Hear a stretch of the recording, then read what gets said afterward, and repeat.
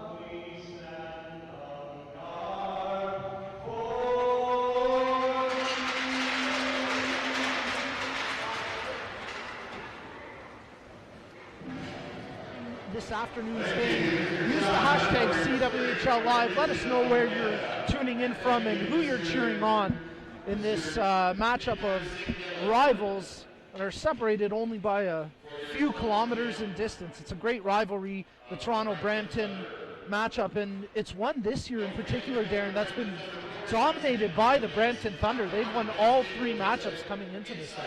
And they've been absolutely on a roll of late. We mentioned it earlier. They sit at a record of 10-5, a real flip from where they were last season. And this is a team that has greatly improved under new coaching. And the goaltending, as we've already mentioned, which has been fantastic. Well, you mentioned the goaltending. Let's get a look at the starters for this afternoon's matchup. No, that is not Sammy Joe Small in goal for the Toronto Furies, as we just saw in the back of her jersey. That is Sonia Vanderbleek, sitting at 1-1 on the season, a .255 goals against average and a .940 save percentage. Good numbers and a very small sample size for Vanderbleek. She's in net today, giving Christina Kessler a break. On the other side of the ice for Brampton, it's Liz Knox, following Erica Howe's shutout of these Toronto Furies yesterday. Knox sitting at 4-2 in 6 games played, a .257 goals against average and a .921 save percentage. Good numbers for her. Not quite the numbers that Erica Howe, today's backup, has, but nonetheless, still fantastic numbers for the veteran Liz Knox.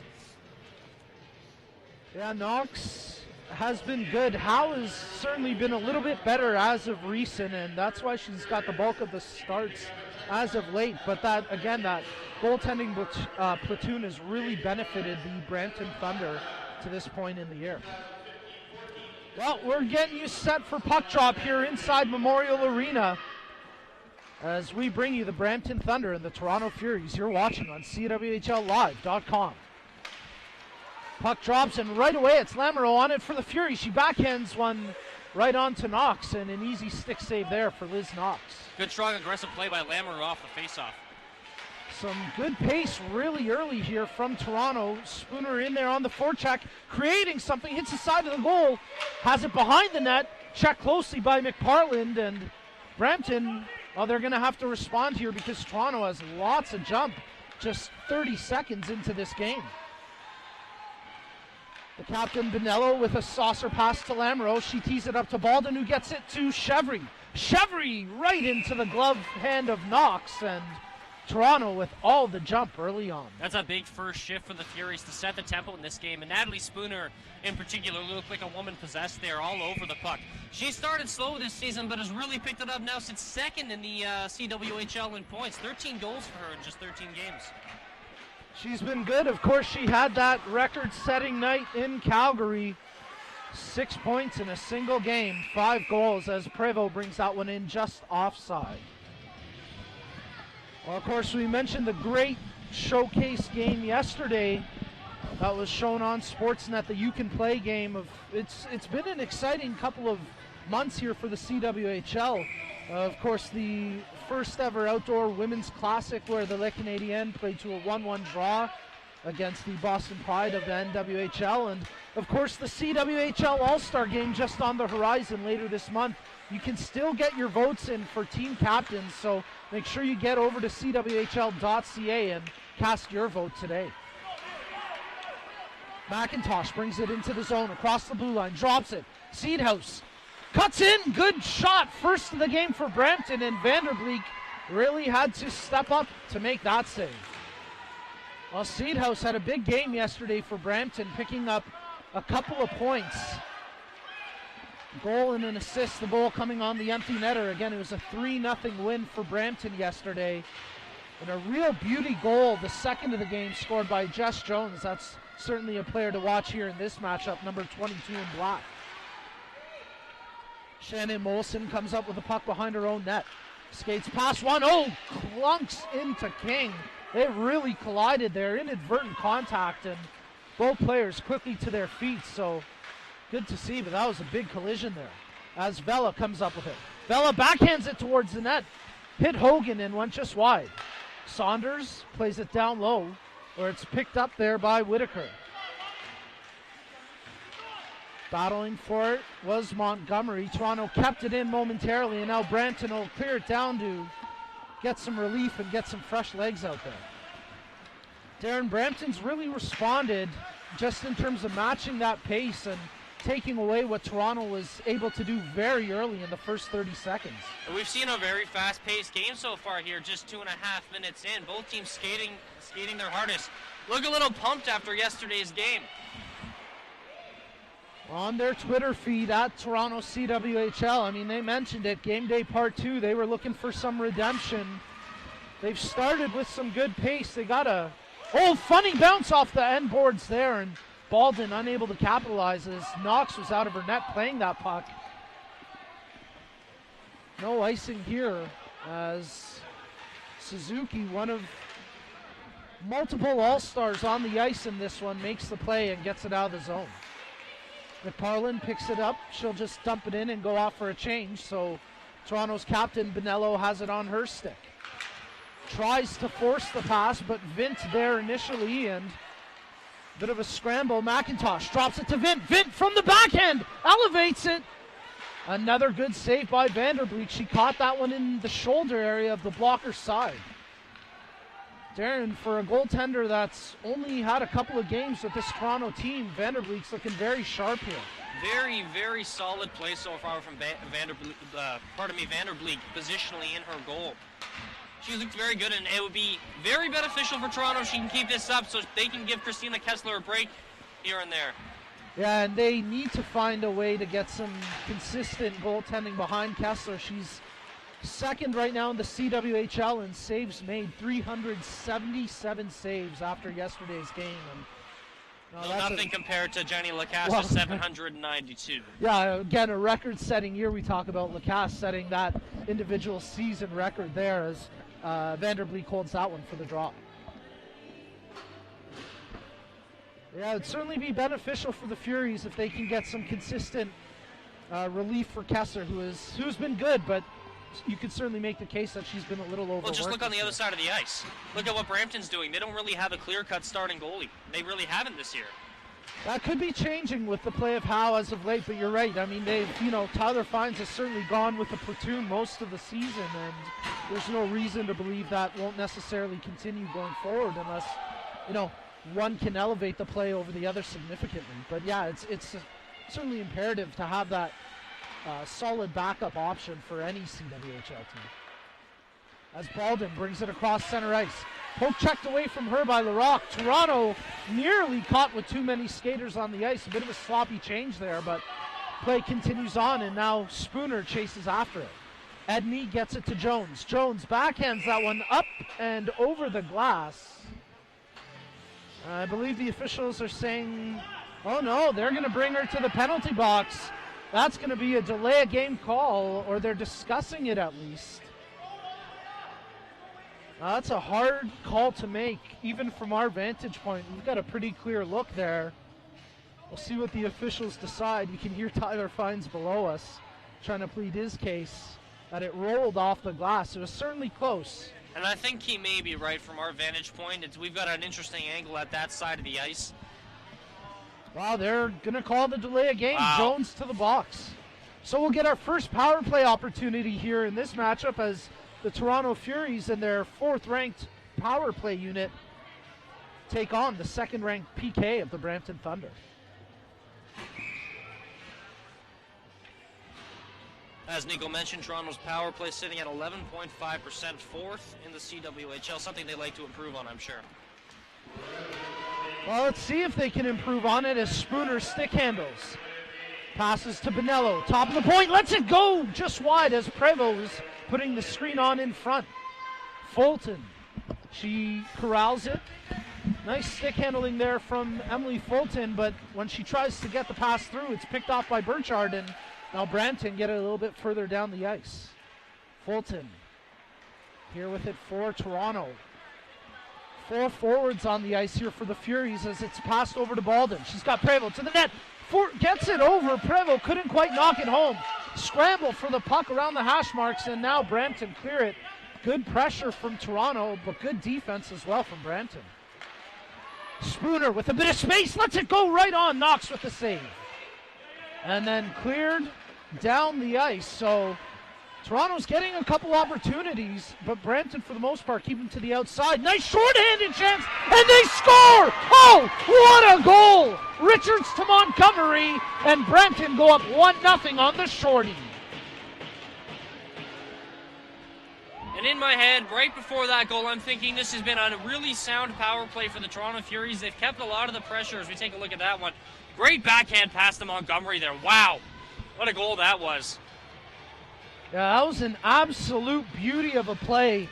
A bit of a sloppy play from a Toronto perspective when it, you break it down. Vanderbleek plays the puck skating back towards her net. It's picked off by Richards there, who made the initial play, as you mentioned. And I think what really made that a tough play defensively for the Furies, not only the 2-on-1 aspect, but Richards held on to it for so long before making that pass. An absolute beautiful execution there by the Thunder. And they go up 1-0. Well, Toronto's got to respond here, and here comes Lamoureux trying to do so. They're still on the power play, 40 seconds left here on the power play, but it is Brampton with a 1-0 lead. Lamoureux tries to feed it in, picked off by Vince Sheefans on the clearing attempt. Molson lets it go, that's blocked.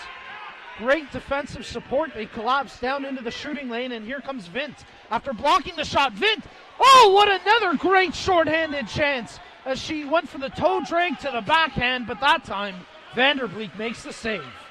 Vela across the blue line. Had her stick lifted from behind. Vint having an absolutely tremendous shift out there on both ends of the ice, really getting it done for the Thunder, and they kill off that early power play opportunity. And not only do they kill it off, they create some offense of their own. And what a difference a turnover can make.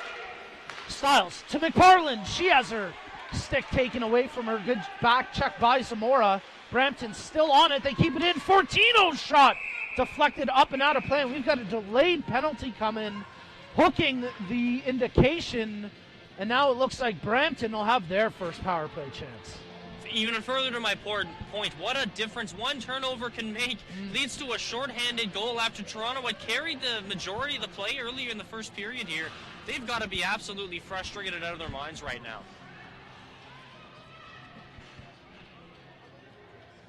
Yeah, Toronto with all sorts of energy to start the game in the first 30 seconds specifically, and even the first 2-3 minutes, but it's gone downhill quickly here, and they've got to find some composure. They're short-handed against the Brampton Thunder, who already have a 1-0 lead here. We've played just about 7.5 minutes exactly now, 7.5 minutes of this first period, and Brampton, Darren, you have to like what you're seeing from them. Absolutely. That goal changed the whole game for them. Stiles on the draw up there against Baldwin, and it's the Furies who come up with it. Suzuki tries to get out of the zone. She finds Spooner here in a foot race with Burchard. Spooner looking far side top corner, about 2 feet over the net on that chance, but a good short-handed chance there for Spooner. She continues to forward check hard, chasing back, and causes a turnover. Suzuki will put it right in on Knox, who leaves it for Fortino with $1:15 left on this Brampton power play. Stiles to Burchard. She has it poked away from her by Vela, and again Fortino forced back into her own zone. Nice sidestep by Laura Fortino. Checks her options, gets it to Jess Jones. Stiles, nice move, shot! Great save by Vanderbleek, flashing the leather as Brampton starts to mount some pressure. And by the looks of it, Vanderbleek's going to have to be on her game as Brampton starts to mount a bunch of pressure, and she's going to have to be good tonight if Toronto has any hope. She was really good on that chance. It was a quick release off the stick of Stiles, but an even quicker glove hand by Vanderbleek. Brampton still with 48 seconds on power play time here. Edney over to Leroy, quick touch pass to McIntosh, into the slot for Seedhouse. But again, right to the glove of Vanderbleek. Solid positioning helps her make that save.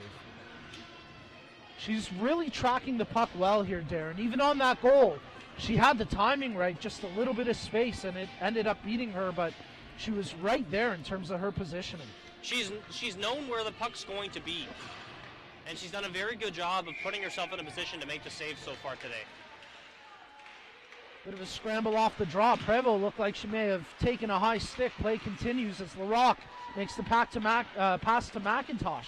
They play a little give and go here. Nothing happening though as Edney makes the pass over to Vint. Back to Edney. 20 seconds left on the power play. Vint far side, top of the circle, skates with it. Now near side circle, lets it go. Side of the net. Seedhouse couldn't get a clean shot off. Suzuki there defensively. Vela, room to skate, makes the pass to Prevost, but she was about a step and a half over the blue line, and she knows it. Toronto offside, but just 5 seconds left in the penalty.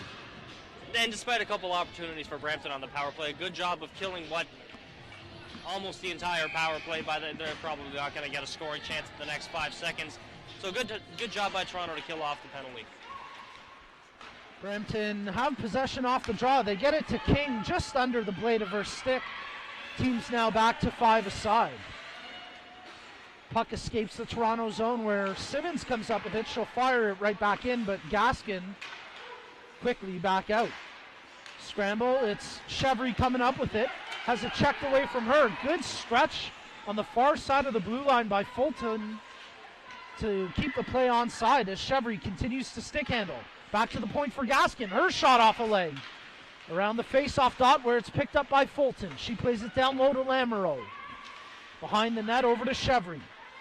Chevry shields it from the check of Richards. And now Simmons comes in to scoop it up. Those two continue to stay tied up in the far zone, and they're still shoving, and they're really going at each other on the far side. The officials separate it now. I don't think any penalties were actually signaled here, and both players smiling and chuckling and having a bit of a laugh. Even Liz Knox jokingly throws Chevry's stick towards the glass. Cooler heads prevail as well, the face-off inside the Toronto zone. It's always nice to see the players having a good time. But one thing I wanted to bring it up, you mentioned it, Emily Fulton's athleticism at the blue line there, she was nearly doing the splits to keep her skate right on the blue line, right on the, like it was close, right on the edge of the blue line to stay onside there, and it allowed Toronto a couple opportunities to score. Yeah, you're right, the athleticism to execute that, the presence of mind to realize I got to stop my momentum ASAP, as there's a good chance from Candace Stiles, but again turned away by Vanderbleek. And yeah, to actually execute that as there, Baldwin's tripped up. That is a penalty. Pretty easy call. Jess Jones, not too much of an argument this time. She'll go to the box. Toronto back to the power play.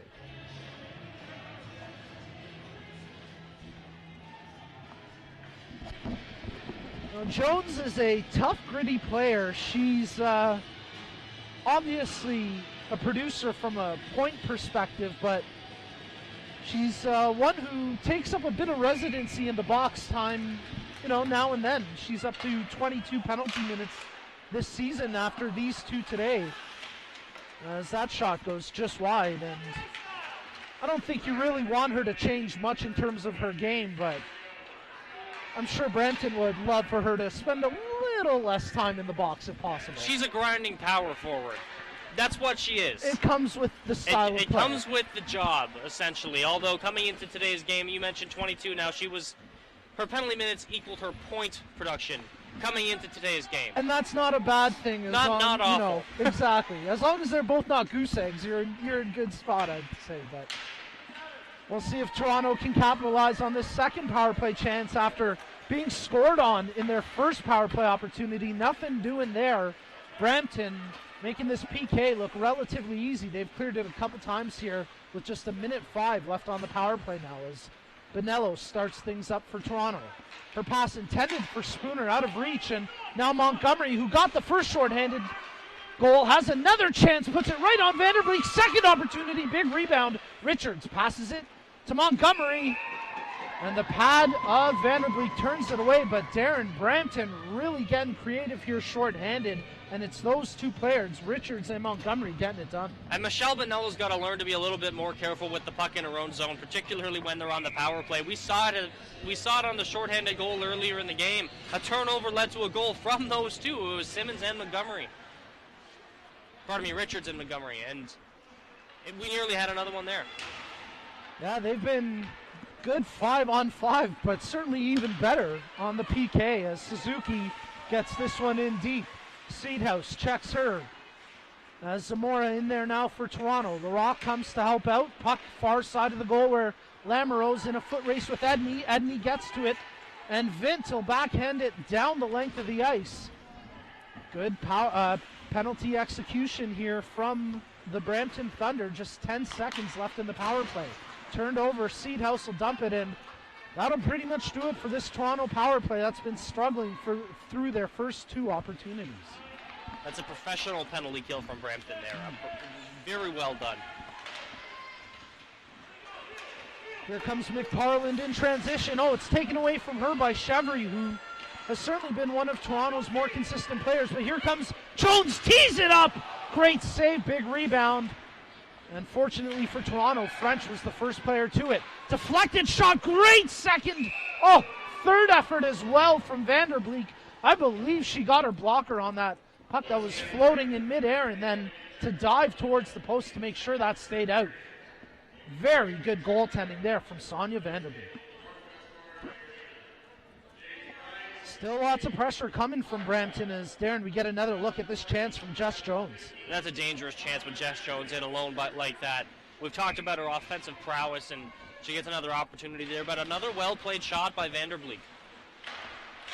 Yeah, she was out to cut down the angle. Here she's tight to the post, as now it's Toronto coming up with the puck. A little fancy, a little too cheeky maybe, trying to clear the zone, and they turn it over at the line. That shot from McParland, just wide. Burchard coming up with it now, chased by Vela. Burchard, good decision to change the direction of play, but it ended up being turned over anyways, as McParland now comes up with it. She's checked closely by Vela. Burchard comes up with the loose puck and dishes it over to McParland. She'll lift it into the zone. King first on it for Brampton. Suzuki checks her closely. Stevenson in there as well for Toronto, and now it's Gaskin who gets it to Vela, who dishes it out to center ice. 6:18 remaining here in the first period. You're watching CWHLlive.com as we present to you the Brampton Thunder and the Toronto Furies. Brampton with 10 wins on the season, looking to sweep the back end of the home-and-home series here after a tightly contested 3-0 win yesterday at the MasterCard Center in Toronto, where all 3 goals came in the third period. Brampton getting a little bit more execution here, you could say, although still lots to play. They've certainly got some results early on, leading 1-0. Again, the lone goal of this game so far scored by Fielding Montgomery, assisted by Kristen Richards. A short-handed goal. And that was after Toronto had a lot of good pressure, especially to start. But now it's been good response from Brampton, as here they come in offside. And since that short-handed goal, Toronto has had very little execution in the offensive zone. They haven't been able to set up a play. We saw about a minute ago or so Ashton Hogan along the boards, just firing one in towards the goal where there's 2 Brampton defenders. Hold the puck, try to set something up, make something happen instead of just firing the puck towards the net. Let's see if Fulton can make something happen. She brings it across the blue line, but it's quickly poked away from her, and now Seedhouse picks it up. Seedhouse, far side, makes the pass over to Hannah Horn, and her shot goes wide as she was checked closely by Bonello. Great strength by Seedhouse on that one to shield the puck and then get the shot off, but nice save by Vanderbilt. And that was too easy for Brampton right there. Toronto's got to make it a little bit more difficult on them. Yes, they got the stick on the shot. The shot ended up going wide, but that break should have never happened. That should have never turned into a 2-on-1. Yeah, you're absolutely right. I mean, that was a bad transition play by the Furies. They got caught, and we've seen Brampton with a number of 2-on-1 chances coming out of nothing, basically.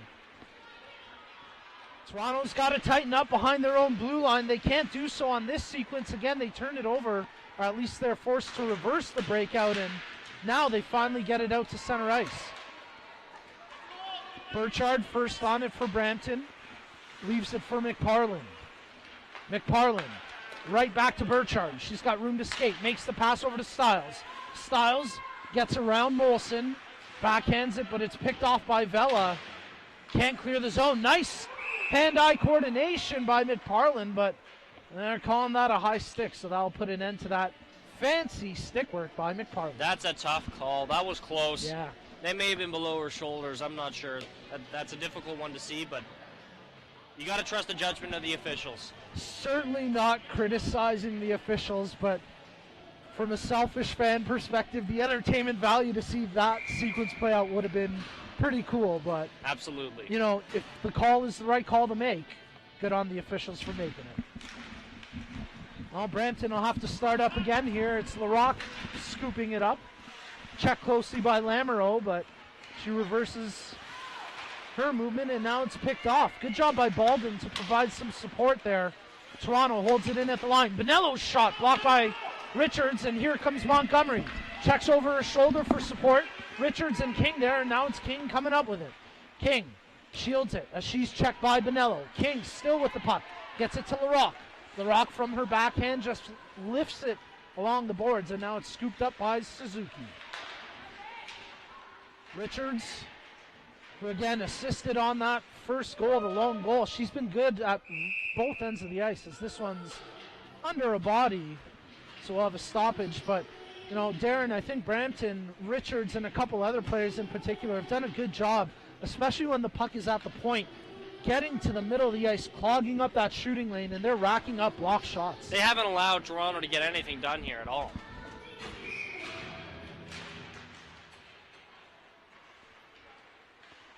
Off the draw, the Furies again stall in their breakout, but now they come up with it. Here comes the speedy Prevost. She's got it on her stick. Backhand. Oh, she's taken down. It was an elusive move that she was going for, and really she forced the defender to take her down. So some nice speed, nice footwork by Prevost, and Toronto getting a power play advantage out of it as Simmons heading to the box. And that's exactly what Toronto needed here late in the first period. Great work by Prevost to draw the penalty, make something happen here for Toronto, and they really need to get something going here. Prevost will stay out there for this power play on the right wing. Chevry, Lamoureux, and it's Suzuki with it now. Molson also at the blue line. Broken down play, turns out to be a little menacing. Knox, though, making a good save. It was a bouncing puck opportunity, laid there for a second or two, and Knox able to scoop it up, so we'll have the face-off coming here to her right. Off the draw, it's Molson. Her shot deflected! Oh, what a beauty! That's a set play. That's perfect execution, and that's the game tire on the power play. And it's Carolyn Prevost tying things up here for Toronto.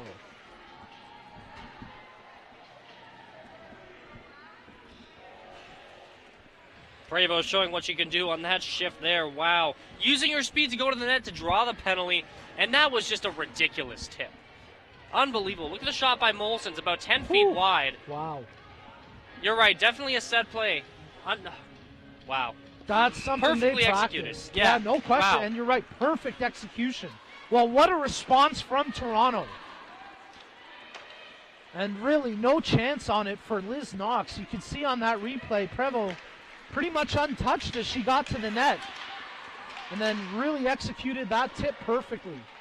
Couple bodies along the ice, but we're all tied up here 1-1 with under 3 minutes to go here in the first period.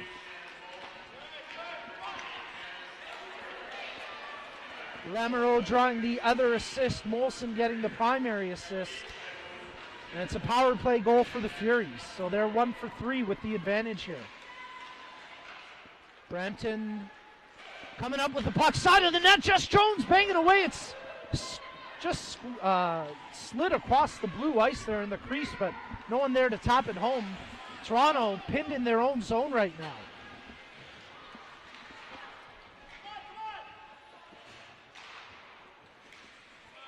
The Furies will clear it down the length of the ice to relieve the pressure, but icing the call, so with just over 2 minutes remaining in the first, the faceoff will come all the way back. Well, the 1-1 score not really representative of the way the game's been played so far. Brampton carrying the pace of play since the beginning of the game.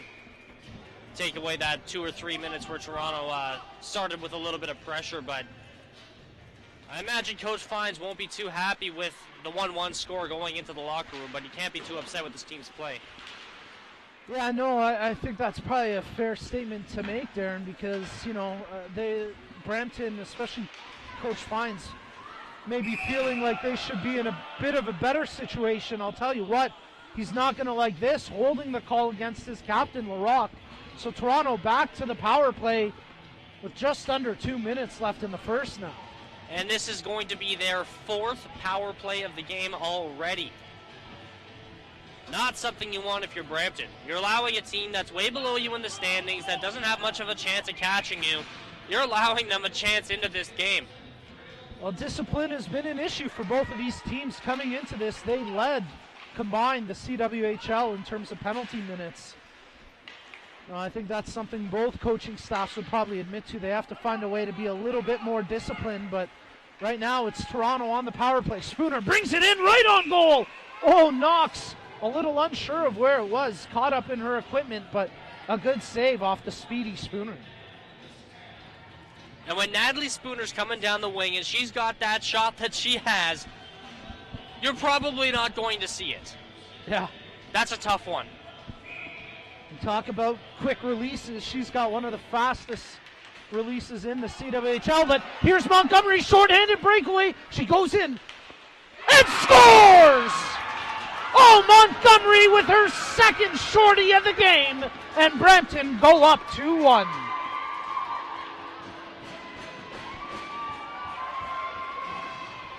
That's a tough play for the Furies. They win the draw, but the puck goes right between the two defenders.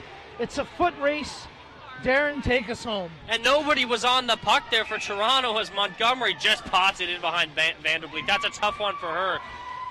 Tough one for Vanderbleek, tough one for the Furies because they executed on the face-off to a certain extent, but again, just caught flat-footed at the blue line.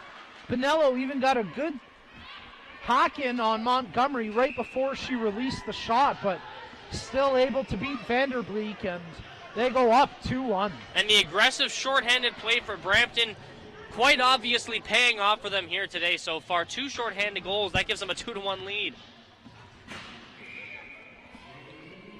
Face off to the left of Vanderbleek with a $1:20 remaining on the power play here for Toronto.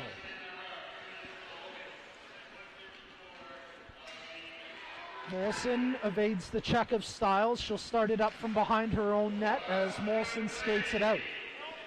Final minute here of the first period as Prevost brings it in. Stops at the hash marks.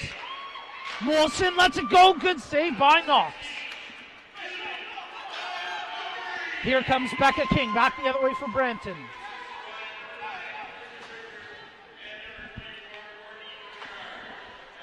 Well, they've given 2 assists on the goal for Montgomery, and I'm curious just as to how that works out because, well, Darren, I'm pretty sure it was Toronto that won the draw, and then it was just Montgomery off to the races. But yeah, it was just a miscommunication by the defense on Toronto, and I don't think any other Brampton player touched the puck. Don't believe so, but a couple of assists have been given out. We'll keep an eye on that, but ultimately for Brampton, they're up 2-1 on a couple of shorthanded goals by Fielding Montgomery. Here comes Bonello from her backhand. Has it scooped away from her at the last moment. Cleared out of the zone. Toronto just offside there with, oh, there's 0.5, half a second left up on the clock here inside Memorial Arena. Make sure you stay tuned through the first intermission as Darren Alley will have a rinkside interview with one of the players from today's game. Off the draw, the buzzer sounds, and through 20 minutes of play, it's been an exciting game, a penalty-filled game as well. 2 shorthanded goals, the difference for Brampton. In fact, all the goals coming through special teams, Toronto getting their lone marker on the power play. Fielding Montgomery, a couple of goals. Carolyn Prevost, a goal of her own. The score, Brampton Thunder 2, the Toronto Furies 1. Make sure you stay tuned for this first intermission. We'll have Darren Alley coming up in just a few moments. And again, we want to remind you to tune in through social media. Join the conversation using the hashtag CWHL to get off-ice coverage of your favorite players and teams and stay up to date with all the latest on the league news. We're going to take a quick break, and when we come back, we'll have Darren Alley ringside.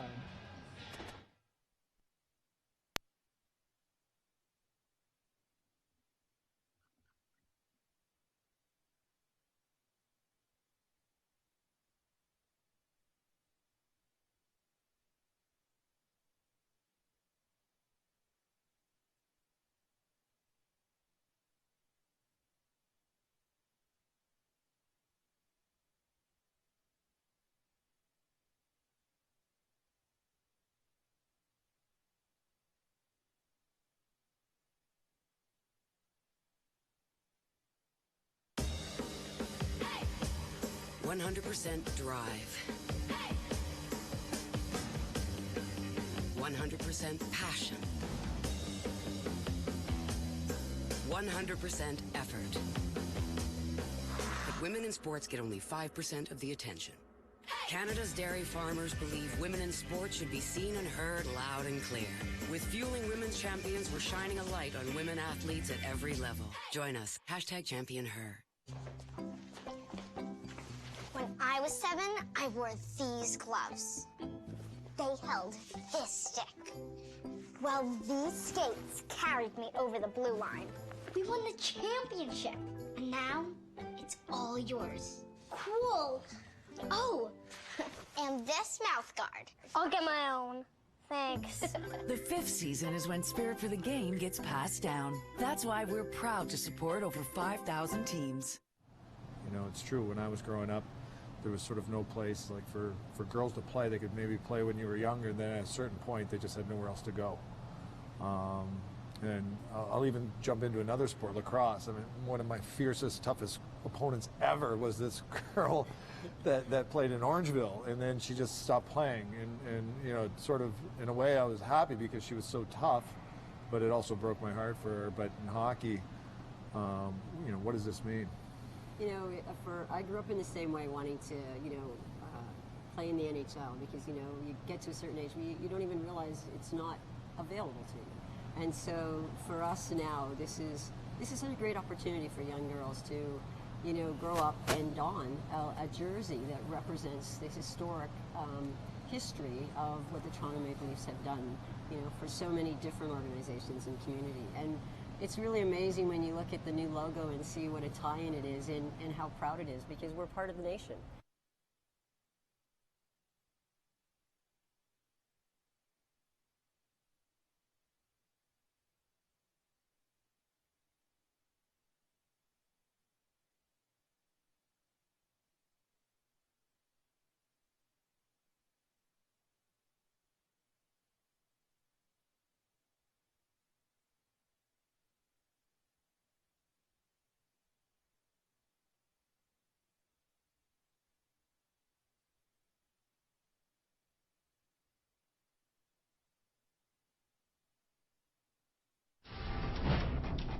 Yeah, growing up in Canada, I think every kid's dream is to, you know, one day play in the NHL. When you're a kid, it's the same as the guys. You dream of being in the NHL. I would have loved to have grown up and been a hockey player and be paid for what I love to do. It's a little tough for women to find places to play and to play at a high level. When I tell people that I play pro hockey here, everyone says, oh, there's a women's team? A tip shot right in, they score! Stopped by Kessler, rebound, they score! Here's a break, Johnston scores! The best hockey that's played is played right here in the Canadian Women's Hockey League. It's like watching Canada and USA in every single game.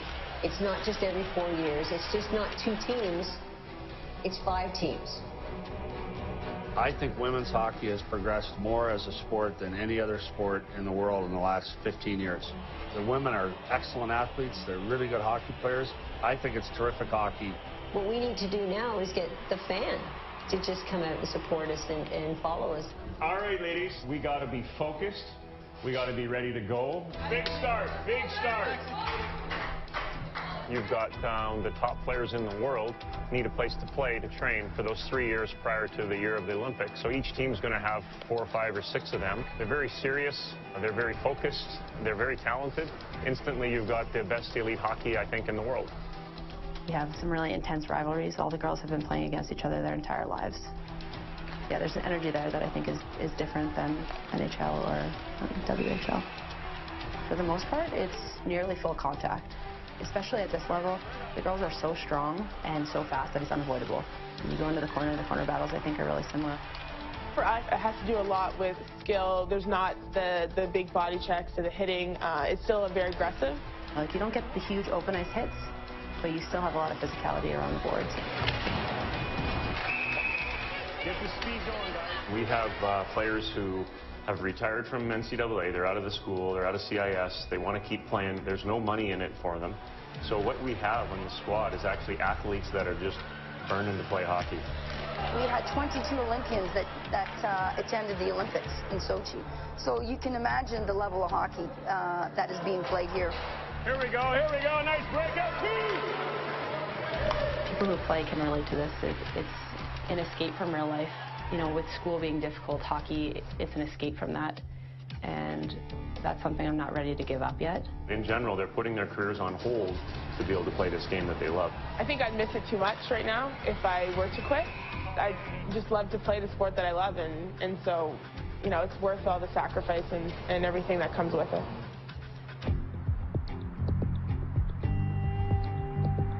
There is a life during hockey. We sometimes help them find jobs if they want to come to a certain city and they have never been there. I looked for work after I moved here. Hockey was, you know, #1, and I was going to make it work after that. I've been really fortunate. My company is extremely supportive.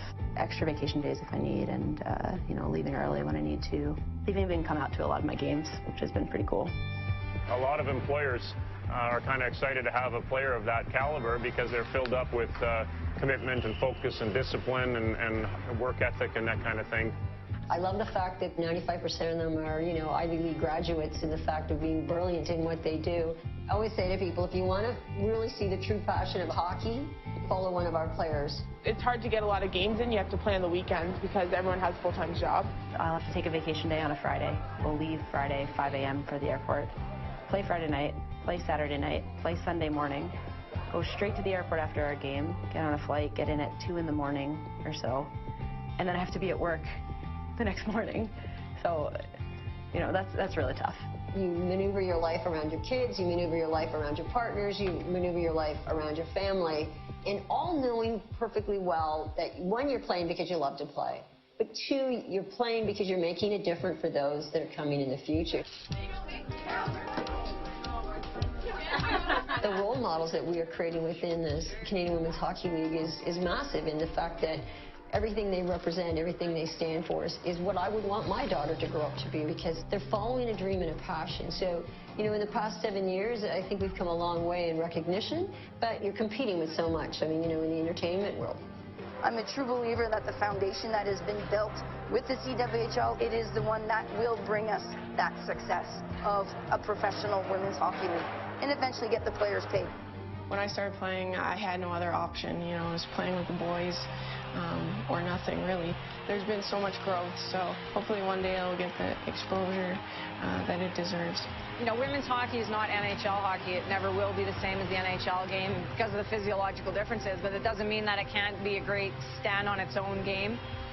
It's baby steps, and it's not obviously happening as fast as everybody would like it to, but, you know, good people are involved with the league right now, and more are becoming interested. I think this is a good product, one we can all be proud of. There is no reason that we can't grow this sport and get it to a level where women can play professionally and earn a living doing it just like men do.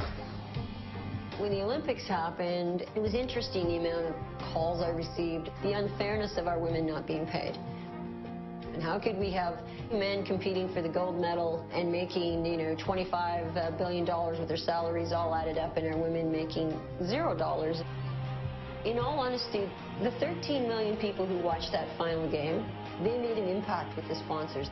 The simplicity for us is that in order to support our league, in order to make sure our players get paid, we need you. We need you to buy a ticket. And at $15, you will secure the future for women to be paid.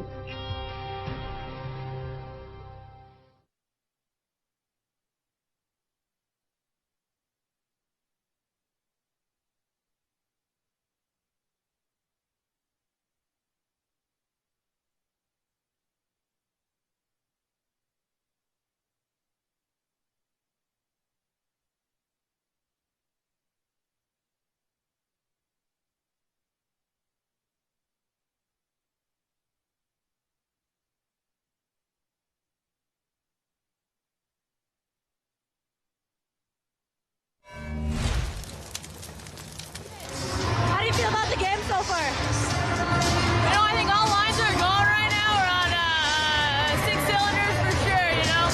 We just want to get pucks deep, get our legs going a little bit, shots to the net, you know. First game, we're ready. Captain Campbell, how do you feel about that C on your jersey? A little overwhelmed, a lot of pressure, especially taking a draw against the goalie. You're doing okay. I tried to use my tomahawk on her glove, but I think she won that one for sure. You guys want to talk about what just happened down there? No, we don't. No, okay. No comment. Look away, look away. Guys, you know we're going to have to talk about that last shift. Do you want to tell me what was going through your mind when you were getting stoned? Get pucks in there. Maybe try to put a little razy on it. Maybe next time? At least your dance skills were on point. Oh, great. Did you get that? Yeah. Espo, was she trash talking to you when you got stoned by her with that glove? She's got nothing in her glove. Oh, all right. Which is what I was doing. She told me before to do that. Oh, okay. Good. Scooter, anything to say? No, you know it's coming. We're working hard. We're on an amazing race to score the first goal, if you will. Pretty much.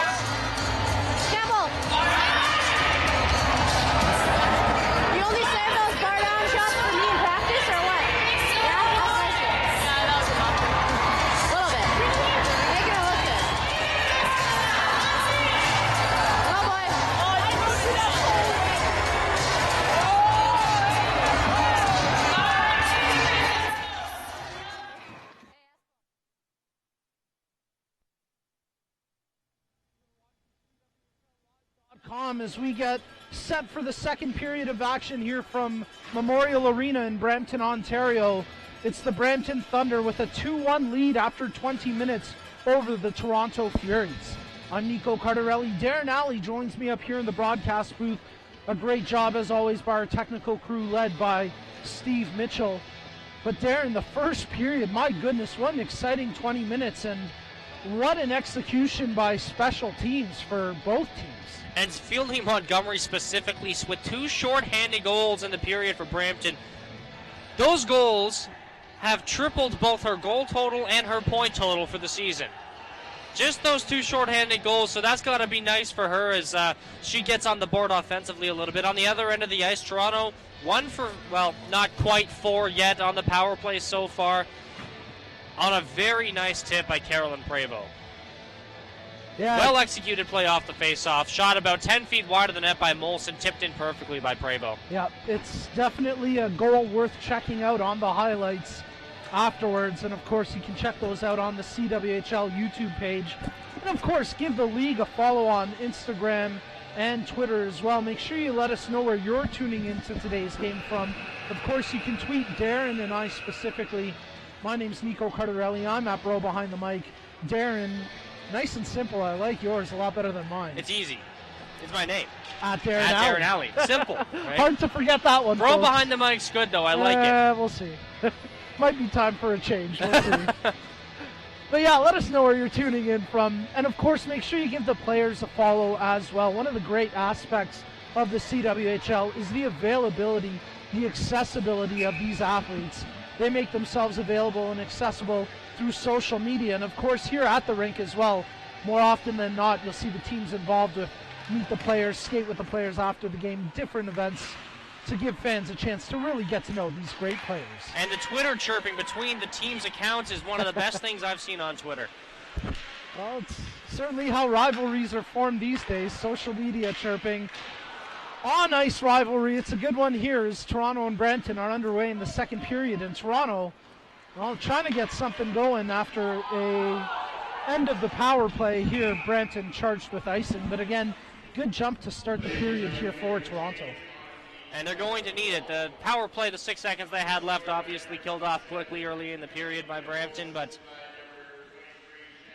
a little bit of jump here early in the second, like they had in the first. They need to maintain that momentum, though. They've got to keep that pace up if they want to come back and tie this game. Well, scoring change on the Prevost power play goal as Knox makes a save right off the draw there. Corey Chevry getting the secondary assist. So Lamoureux, who had initially been credited with that point, if you're keeping score at home, Chevry, 44, draws the second assist on the lone goal for the Furies. Still waiting to hear if there's a scoring change on the second shorthanded goal from Montgomery. We don't believe there are any as Brampton assists there, but 2 were called for. Not sure if we'll hear that one or not. I'd say don't hold your breath on it, but it's a bit of a curious one, yes, for sure. We'll see if Brampton can add to the offensive output they've had through 20 minutes and change, as McParland just had it stripped away from her coming across the blue line. Bonello on it here for Toronto. She's got Spooner as an option, and she'll use Natalie Spooner, but it just goes under her stick, and here comes Vint for Brampton. Vint makes a move, cuts in. Where's the puck? It's under Vanderbleek as she shuts the door on that one. And another nice stop by Vanderbleek as she slides across the goal, staying with the puck once again. We've talked about her positional play, and she's showing it off there one more time. Again, no, that's not Sammy Jo Small in net for the Furies. It's Sonia Vanderbleek making her 3rd appearance of the season after being traded earlier in the year from these very Brampton Thunder. And well, she's been pretty good for the Furies since coming in. And even though she's been beat twice here in this one shorthanded, she's provided good saves at good moments. And there's another one as she stops Fortino's shot from the point. Both goals shorthanded were ones that she nearly had, and ones that would have been absolutely spectacular if she did have. You can't fault her for this 2-1 deficit here. She's been good.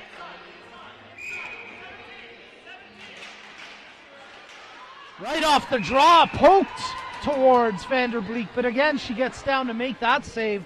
It was Vint on the chance there for Brampton. A set play off the face-off by Vint to push the puck forward and go straight to the net.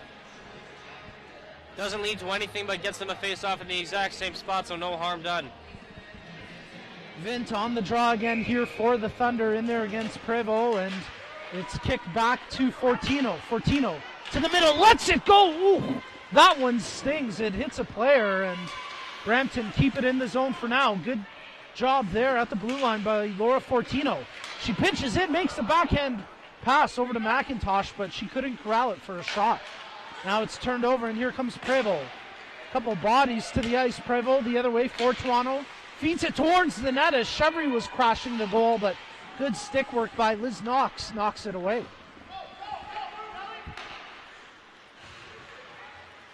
Fortino scoops this one up across center ice. She's, runs into her own player as she inadvertently slew foots her own player. Vela to the net. Good D there by Burchard. Not only to steer her a little bit wide at the end, but to not take a penalty too. Montgomery off the bench with space to the backhand. She's hooked. That's going to be a penalty. I think the Brampton bench wants a penalty shot, but no, it's just going to be a penalty. But what a game so far for Fielding Montgomery. I wanted to see a penalty shot there myself. I thought, she's pretty clear she there, had separation. and she didn't get a shot on goal. I think that's a missed call. I think that should be a penalty shot. That's a tough one. You make a very valid point in that she wasn't able to generate a chance at all because of the infraction. Yeah, and often when that's the case, that's the criteria for the penalty shot. That's a very, very typical penalty shot call there. And I think the Brampton bench may be trying to plead that exact case. They're not going to get it. They will go to the power play, just their second power play opportunity of the game. 0 for 1 so far, but again, Fielding Montgomery really opportunistic in this one. That time she draws the penalty call as the puck pinned up against the boards will redo the face-off. And imagine Montgomery going for the penalty shot for the hat trick. Would have set a bit of drama for bit. sure. It's a bit of a big moment, especially for somebody who hasn't found the score sheet so much this year. Yeah, it would have been interesting to see her composure in that opportunity, as well as how Vanderbleek would have executed in that chance. But absolutely. I guess we'll never know, as here comes Spooner shorthanded. Spooner rips one, and a good save there from Knox. Spooner's been able to create a few opportunities, and there on the one-timer, she puts it just over top the goal. Can I say Natalie Spooner's channeling her inner Fielding Montgomery so far on this penalty kill? I'm sure Fielding would take that, yes. I think she would. Here comes Burchard back for Brampton. Speeds towards the puck, but Bonello beats her to it.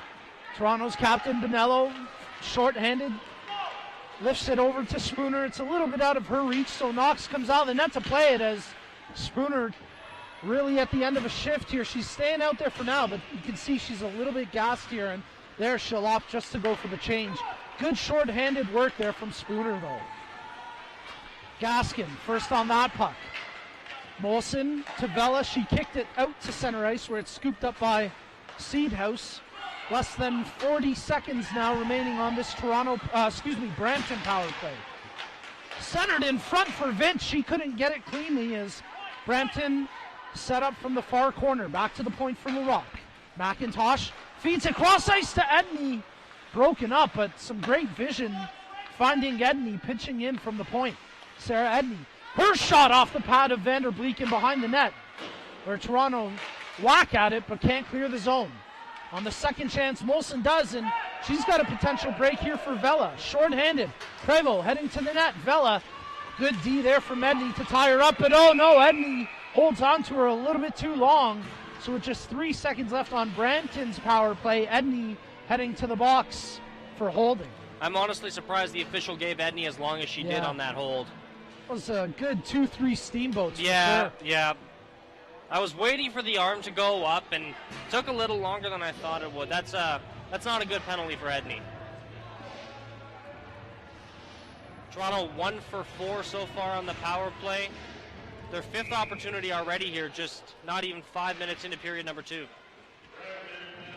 Fortino picks up the puck off the draw, and now Toronto to the power play, but they're going to have to deal with this skilled short-handed rush by Fortino as she backhands it wide of the goal.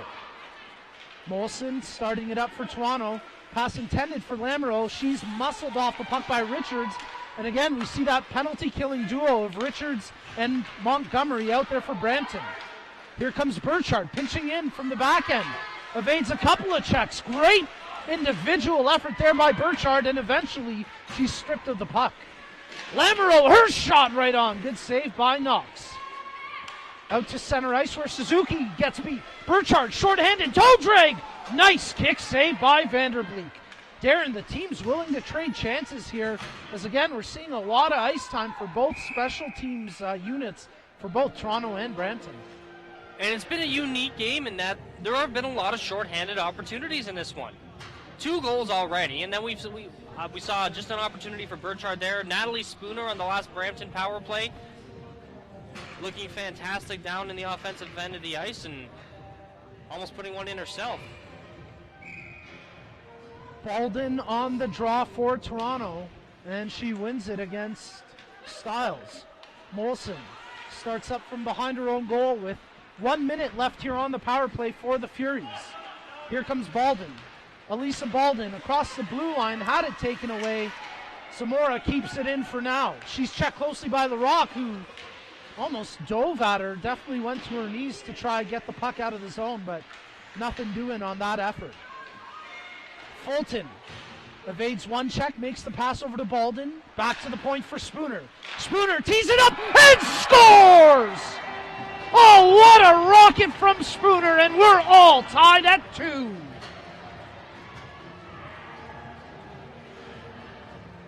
Darren, that's why coaches like to put a skilled forward at the blue line on the power play.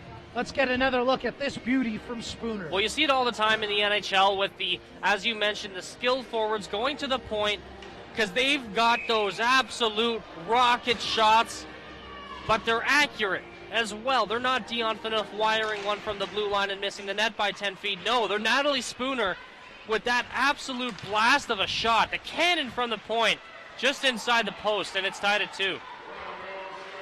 So if I heard you correct, Dion's got to play more like Natalie. Exactly. A beauty goal from Spooner on the power play. As Darren mentioned, perfect execution. We're tied at 2. There's a shot from the point by French. Kicked away by Knox. A good save there from Knox. And on that power play goal in particular by Spooner, it was a great screen put on as Knox blockers that one away off the stick of Hogan. It was Zamora parking herself right in front. Made it a really tough play for Knox, who's rebounded nicely here and there. Makes another save and a good second effort to keep it pinned against the net. But Toronto really stepping up the pressure here. And Brampton looks on their heels right now. They're having a bit of a hard time getting puck control more than anything, as Toronto has really put the pressure on. They've upped their game here after that Spooner power play goal. I mentioned earlier Toronto looking to improve their power play numbers. Well, they have so far 2 for 5 in the game, and when you get all the opportunities that they have, that's what can happen. Though they are uneven on the power play today. They're 2 shorthanded goals isn't exactly what you want, but the power play goals are nice. Yeah, they're certainly going to like the execution of actually cashing in on a couple power plays, but you're right, I'm sure Summer West will eventually point out to the team, hey, we did give up a couple of shorties. That's something we have to tighten up. Especially the second shorthanded goal. That's pretty preventable. But in the end, Brampton able to capitalize. And again, all 4 goals in this game coming either on the power play or the penalty kill.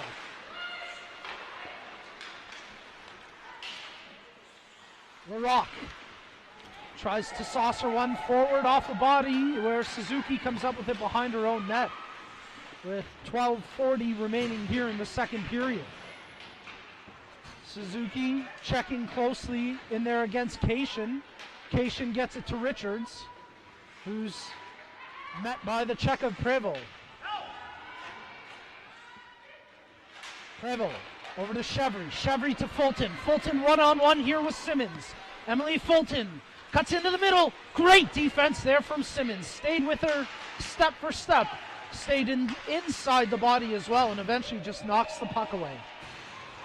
Scramble for it in front of the Brampton net where Cation comes up with it now on the near side boards.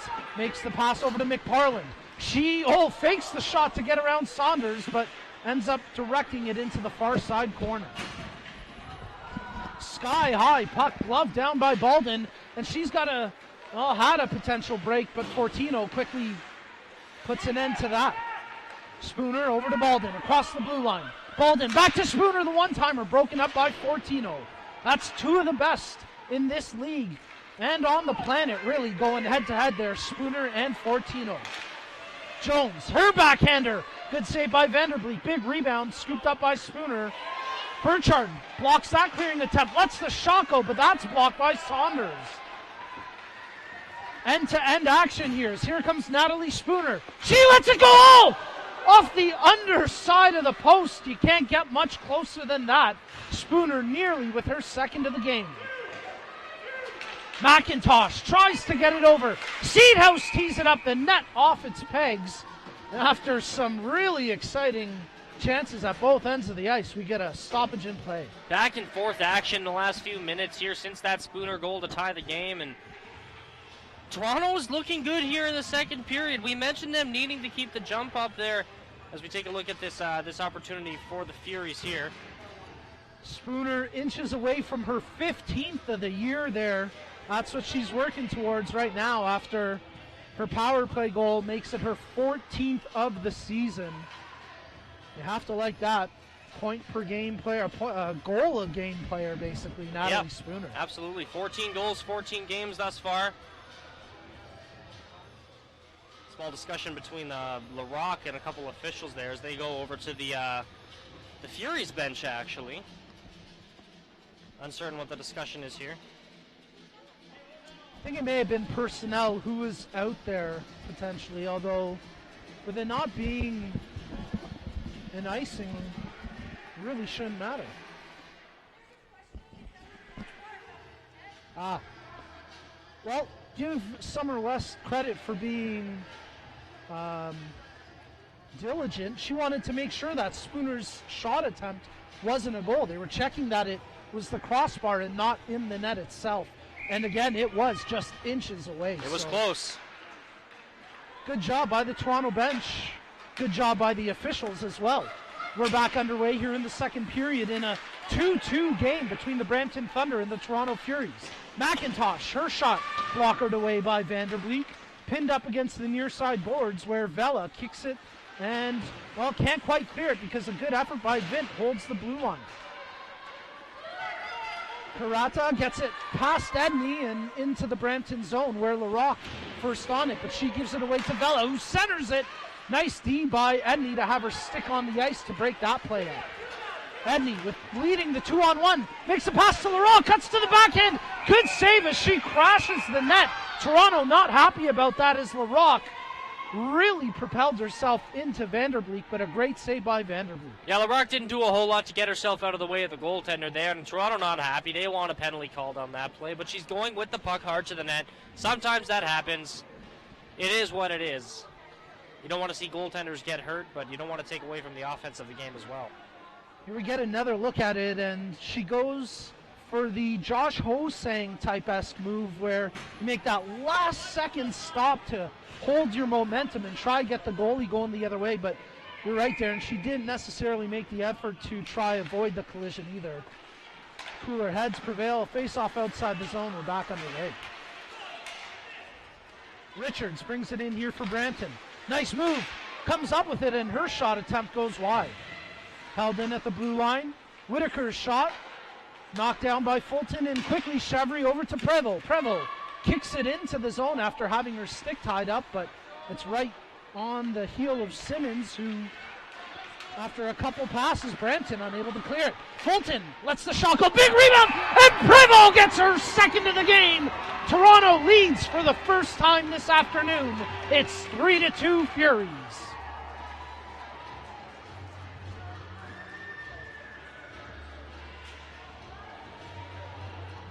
Well, Darren, this all happens out of a broken down breakout by Brampton. Nice play by Chevry to keep the puck in at the point there, and well executed by Fulton to get the low shot on goal, looking for Prevost for the rebound there. Another executed play by Toronto. Well done by them, and it's the first goal scored today not on special teams. First even strength goal of the game. It's the first time Toronto's led here in this one, as Prevost gets her second of the game. Chevry getting her second assist of the afternoon as well. So Toronto starting to get some offense, which they've needed at points. Again, Brampton winning all 3 head-to-head matchups coming in to this one today with these 2 teams this season.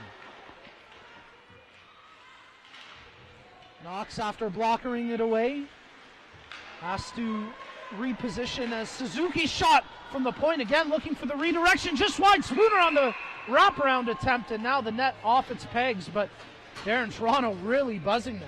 They're pressing hard right now. They want to extend this lead. They haven't gotten opportunities like this too often this year, and they don't want to let this opportunity pass. They want to win this game, and they want to win big. Brampton did a lot of good things in that first period. A lot of what went right for them in that first period, they haven't been able to replicate here in the second 20. You mentioned them getting into the lanes, getting into the middle of the ice, and not allowing Toronto any space there. They haven't done that. They've been a little bit stagnant defensively so far here in the second period.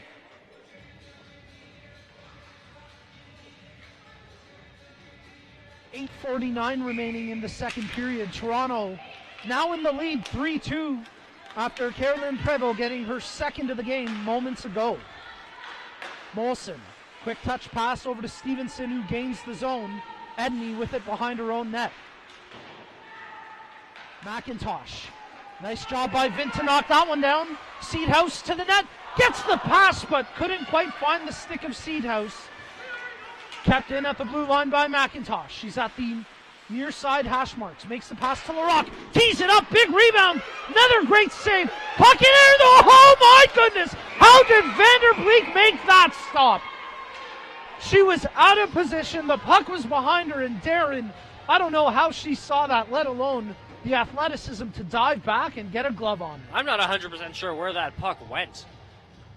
That was an interesting scramble behind that. There is going to be a penalty here to Toronto. It's going to be Molson going to the box for a roughing. But we look at this.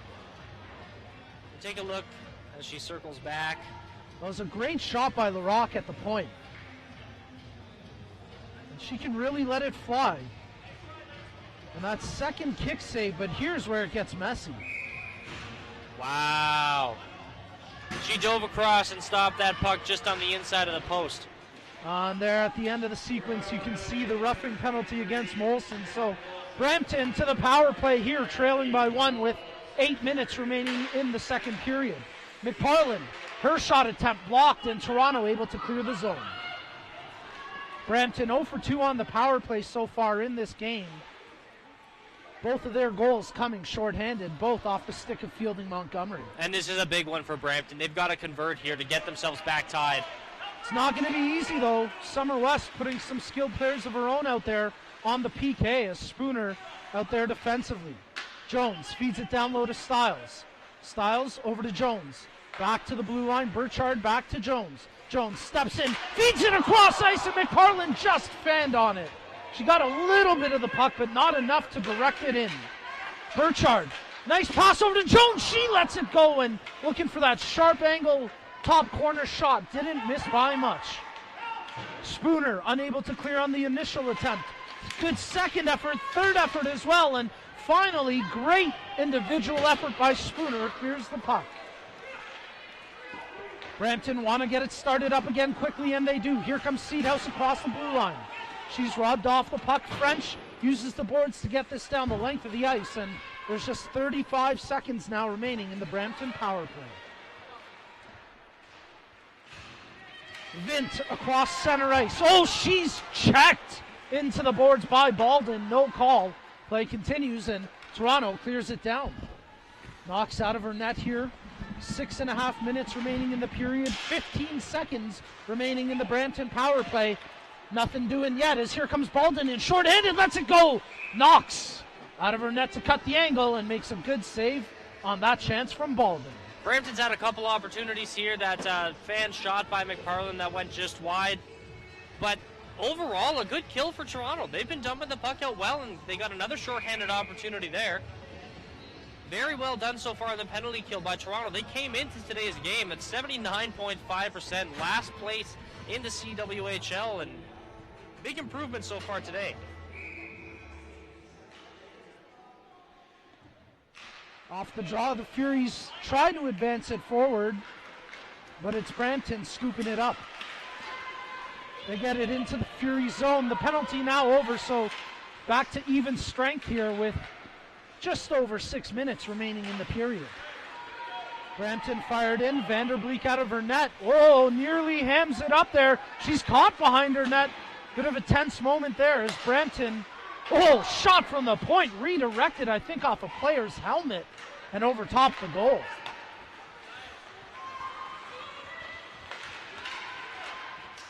Edney scoops this one up, in all alone, lets it go, good save by Vanderbleek. Chevry looking for options. Tries to feed it through, but Richards blocks it, and again, Toronto will have to start up. They turn it over at the blue line. King, she's got Jones in front, can't get it to her. Now she does. Jones centers it just out of the reach of Stiles. Net is off its moorings, so we've got a stoppage with 5:20 left in the period. Little bit of an interesting play in behind the net for Vanderbleek there. She gets caught with the puck, and Becca King was all over her. That could have turned out very badly for Toronto, but Vanderbleek held onto the puck long enough. They got back into her net eventually, so Brampton didn't get an opportunity at the empty goal. McParlin feeds it cross ice for Whitaker. She couldn't quite get to it initially. Now Stiles tries to center it from behind the net. They jam away at it, and Vanderbleek got a pad on it. Puck's still in the Toronto zone as Jones comes up with it. Smacks it right on, and a great second save by Vanderbleek, who snags it out of midair with the glove hand. Great awareness to find the puck by Vanderbleek there. That's one that if it hits the ice, you're in trouble there because there's a couple Brampton players swarming around the net. Great awareness there as we take a look at that play one more time. So we see the shot down by the goal line here. Bounces off the stick of Vanderbleek, and Jones going towards the net there. Could have got her stick on the puck had it landed. Burchard lets it go. Oh, off the post. Well, it's a couple of posts here in the period. It's still just a one-goal game, and here's a player who can maybe separate that even more. Prevost dumps it for Lamoureux. Shot from the far side boards, kicked away. The rebound sat there for a moment, and now it's scooped up by Fortino. Fortino tries to get by Spooner. She'll just dump it in and give chase where Bonello comes up with it.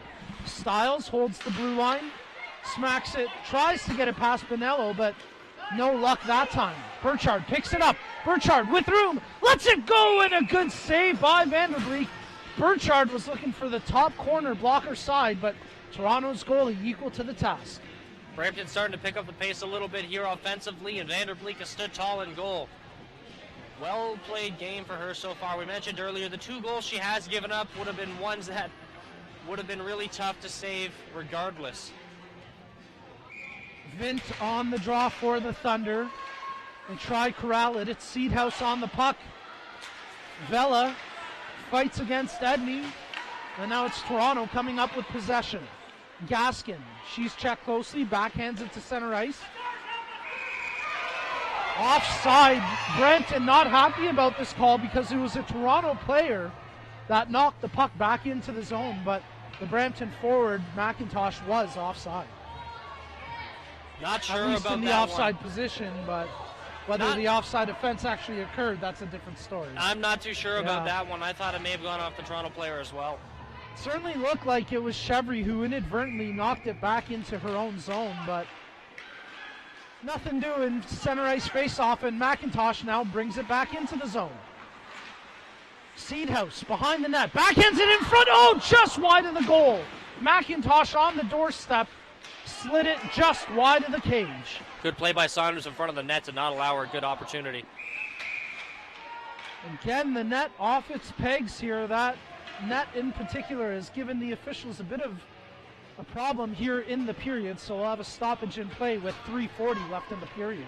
That's got to be the 5th or 6th time it's come off its mooring so far here, just in the second period. A couple times, a player was flying into the goal, but that's another light one there.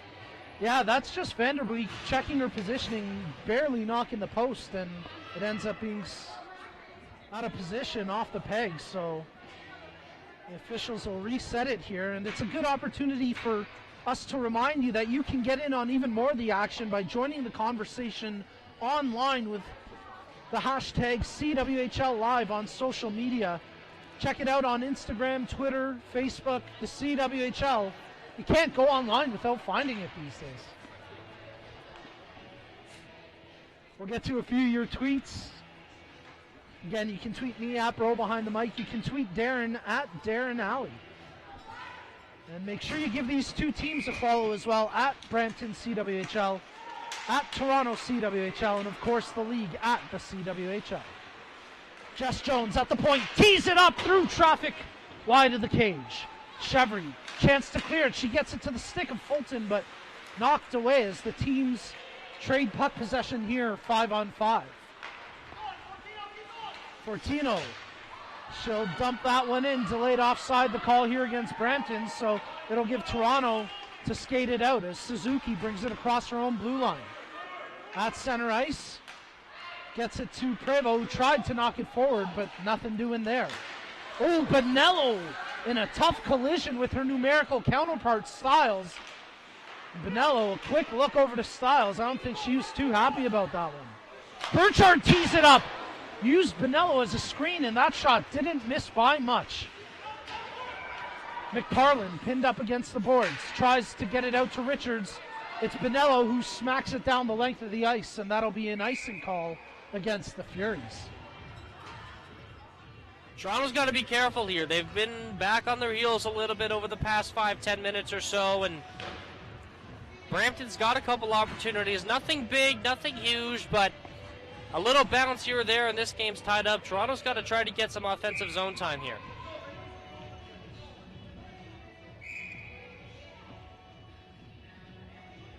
Prevo kicked out of the face-off dots, so Fulton comes in for the Furies.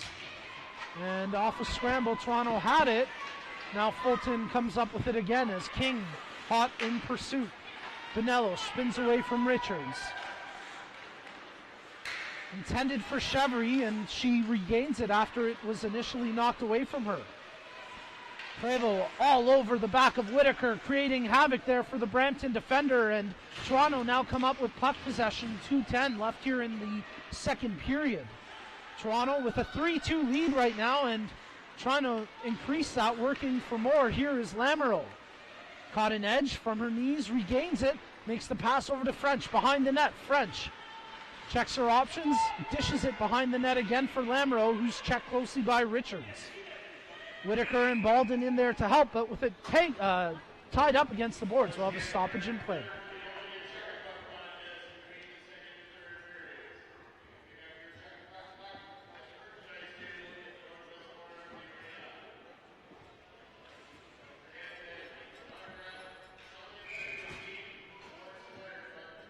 Lamoureux wins the draw. Spooner, quick shot, good save by Knox. Knox with a good kick save on that one and keeps this at a 1-goal difference right now. French tied up by Vint. Baldwin in there as well. McIntosh digging away for it, and with about $1:20 left here in the period. Another redirection. Oh, what a save! The initial tip by McIntosh actually took the momentum out of the puck. She whacked away at it, and somehow Vanderbeek, even in all that mishap of the timing, made a great kick save. And another big one from Vanderbeek as she's giving her team this opportunity to keep the lead. She's been huge for Toronto. She weathered the storm at points here, and now she's coming up with timely, crucial saves to keep her team in the lead. Spooner with the puck has to spin back because Hogan was in there on the delayed offside as we're inside the final 40 seconds of the period here. Jess Jones, who's been relatively quiet here this afternoon, just dumps it in. I'm sure that's one player in particular Brampton will be hoping for a little bit more from going into the third period. Icing waved off, Knox out of her net to play it. Far side boards where Hogan fanned on the initial shot attempt. Now it's scooped up by Fortino. 15 seconds left here in the period. LaRocco lifted out to center ice where Gaskin comes up with it. I'll just about do it here as the final couple moments tick off the clock. Great response from the Toronto Furies here in the second period. They do all the scoring here in the second period, adding a couple of goals, one on the power play, 1 5-on-5. Natalie Spooner with her 14th of the season. Carolyn Prevost with her second of the game. And Toronto with a 3-2 lead after 40 minutes. Well, stay tuned through the intermission. We've got Darren Alley heading down to ice level to get us an interview shortly. But again, what a response from the Toronto Furies here in the second period. After trailing 2-1 through 20 minutes and looking a bit susceptible at times, they really found their stride here in the second frame. Natalie Spooner in particular really turning up the intensity, scoring a beautiful goal on the power play, and Toronto in the lead now after 40 minutes. Make sure you stay tuned. We've got more CWHL action coming up. You're watching on CWHLlive.com.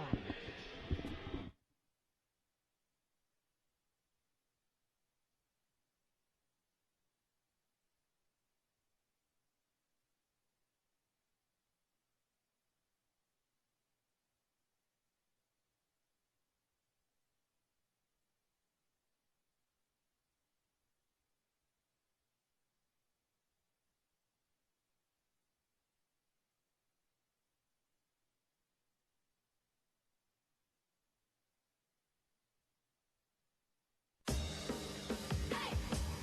100% drive. 100% passion. 100% effort.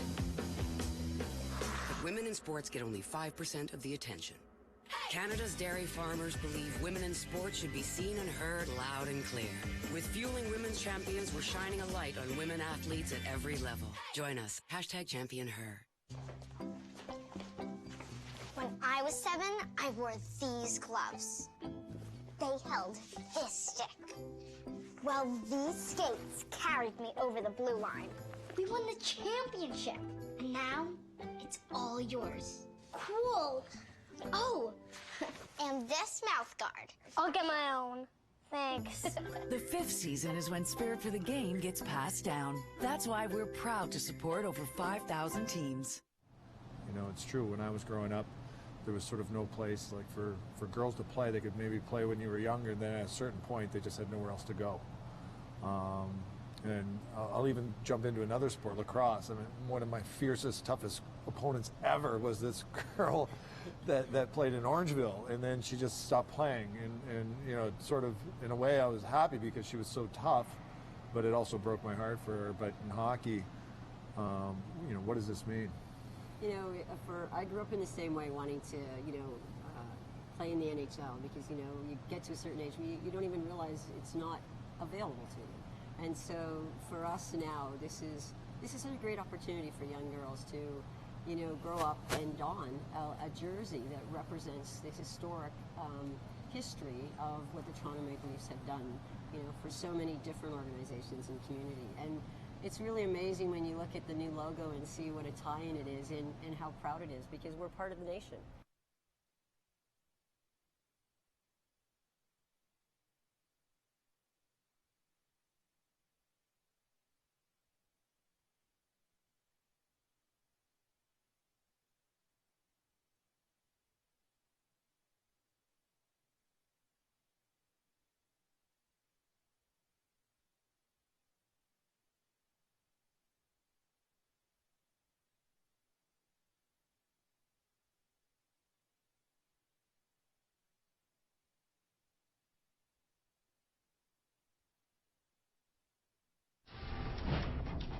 Yeah, growing up in Canada, I think every kid's dream is to, you know, one day play in the NHL.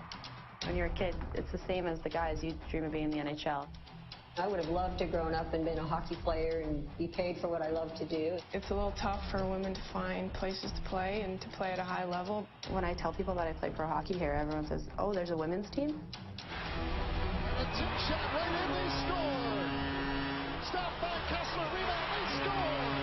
Here's a break, Johnston scores! The best hockey that's played is played right here in the Canadian Women's Hockey League. It's like watching Canada and USA in every single game. It's not just every 4 years. It's just not 2 teams. It's 5 teams. I think women's hockey has progressed more as a sport than any other sport in the world in the last 15 years. The women are excellent athletes. They're really good hockey players. I think it's terrific hockey. What we need to do now is get the fan to just come out and support us and follow us. All right, ladies, we got to be focused. We got to be ready to go. Big start, big start. You've got the top players in the world need a place to play, to train for those 3 years prior to the year of the Olympics. So each team's going to have 4 or 5 or 6 of them. They're very serious. They're very focused. They're very talented. Instantly, you've got the best elite hockey, I think, in the world. We have some really intense rivalries. All the girls have been playing against each other their entire lives. Yeah, there's an energy there that I think is different than NHL or WHL. For the most part, it's nearly full contact. Especially at this level, the girls are so strong and so fast that it's unavoidable.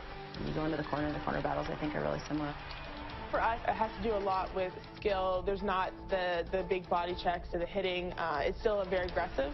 Like, you don't get the huge open ice hits, but you still have a lot of physicality around the boards. Get the speed going, guys. We have players who have retired from NCAA. They're out of the school. They're out of CIS. They want to keep playing. There's no money in it for them. So what we have on the squad is actually athletes that are just burning to play hockey.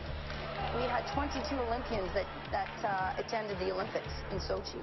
So you can imagine the level of hockey that is being played here. Here we go, nice breakout team! People who play can relate to this.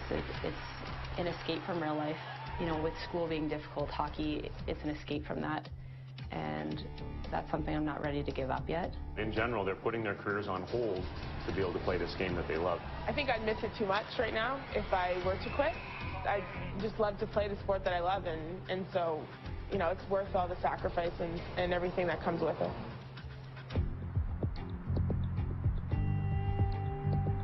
There is a life during hockey. We sometimes help them find jobs if they want to come to a certain city and they have never been there. I looked for work after I moved here. Hockey was, you know, #1, and I was going to make it work after that. I've been really fortunate. My company is extremely supportive. Extra vacation days if I need, and, you know, leaving early when I need to. They've even come out to a lot of my games, which has been pretty cool. A lot of employers are kind of excited to have a player of that caliber because they're filled up with commitment and focus and discipline and work ethic and that kind of thing. I love the fact that 95% of them are, you know, Ivy League graduates, and the fact of being brilliant in what they do. I always say to people, if you want to really see the true passion of hockey, follow one of our players. It's hard to get a lot of games in. You have to play on the weekends because everyone has a full-time job. I'll have to take a vacation day on a Friday. We'll leave Friday, 5 a.m. for the airport. Play Friday night, play Saturday night, play Sunday morning, go straight to the airport after our game, get on a flight, get in at 2 in the morning or so, and then I have to be at work the next morning. So, you know, that's really tough. You maneuver your life around your kids, you maneuver your life around your partners, you maneuver your life around your family, and all knowing perfectly well that, one, you're playing because you love to play, but two, you're playing because you're making it different for those that are coming in the future. The role models that we are creating within the Canadian Women's Hockey League is massive in the fact that everything they represent, everything they stand for is what I would want my daughter to grow up to be, because they're following a dream and a passion. So, you know, in the past 7 years, I think we've come a long way in recognition, but you're competing with so much, I mean, you know, in the entertainment world. I'm a true believer that the foundation that has been built with the CWHL, it is the one that will bring us that success of a professional women's hockey league and eventually get the players paid. When I started playing, I had no other option. You know, I was playing with the boys or nothing really. There's been so much growth, so hopefully one day it'll get the exposure that it deserves. You know, women's hockey is not NHL hockey. It never will be the same as the NHL game because of the physiological differences, but it doesn't mean that it can't be a great stand on its own game. It's baby steps, and it's not obviously happening as fast as everybody would like it to, but, you know, good people are involved with the league right now, and more are becoming interested. I think this is a good product, one we can all be proud of. There is no reason that we can't grow this sport and get it to a level where women can play professionally and earn a living doing it just like men do. When the Olympics happened, it was interesting the amount of calls I received, the unfairness of our women not being paid. And how could we have men competing for the gold medal and making, you know, $25 billion with their salaries all added up, and our women making $0? In all honesty, the 13 million people who watched that final game, they made an impact with the sponsors. The simplicity for us is that in order to support our league, in order to make sure our players get paid, we need you. We need you to buy a ticket. And in $15, you will secure the future for women to be paid.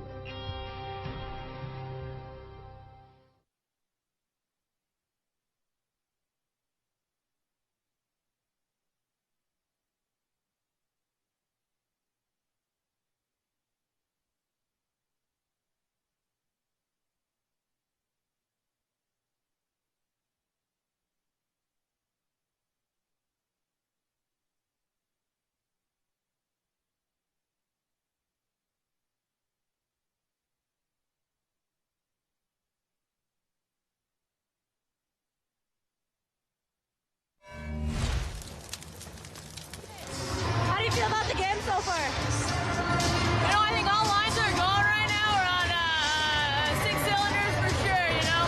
We just want to get pucks deep, get our legs going a little bit, shots to the net, you know. First game, we're ready.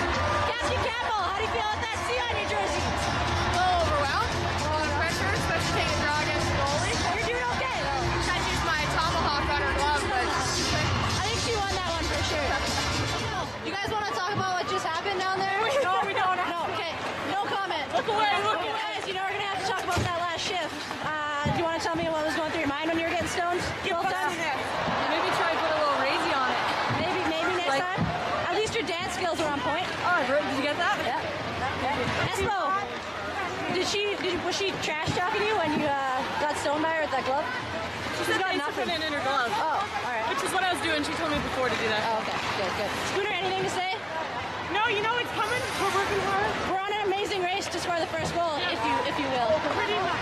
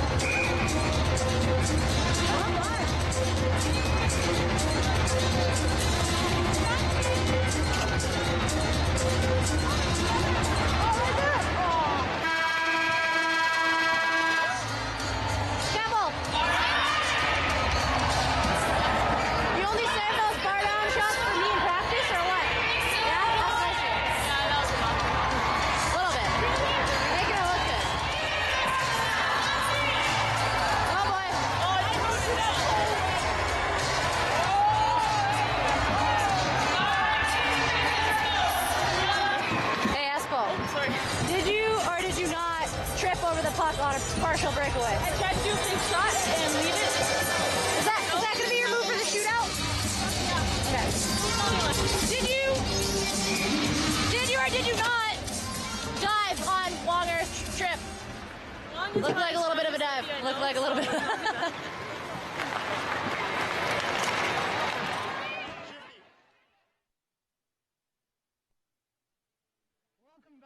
To beautiful Brampton, Ontario, as we get set to bring you the third and final period of regulation in this game between the Toronto Furies and the Brampton Thunder. You're watching on CWHLlive.com, and thank you for tuning in wherever you happen to be watching from. I'm Nico Cardarelli, Darren Alley up here in the booth with me. Our technical crew doing a great job as always, led by Steve Mitchell. Darren, through 40 minutes, it's been quite the back and forth game, quite the entertaining game. And after 2 periods, it's Toronto now in the lead, 3-2. Maybe not exactly what we expected coming into today's game. Brampton on a roll, Toronto not doing so well, but they have picked up the play a little bit of late. But a 3-2 Toronto lead going into period number 3 is not what we were expecting to see here tonight, I don't think. We got 2 players, one on each team actually, going into the third period with a chance at a hat trick. It's right.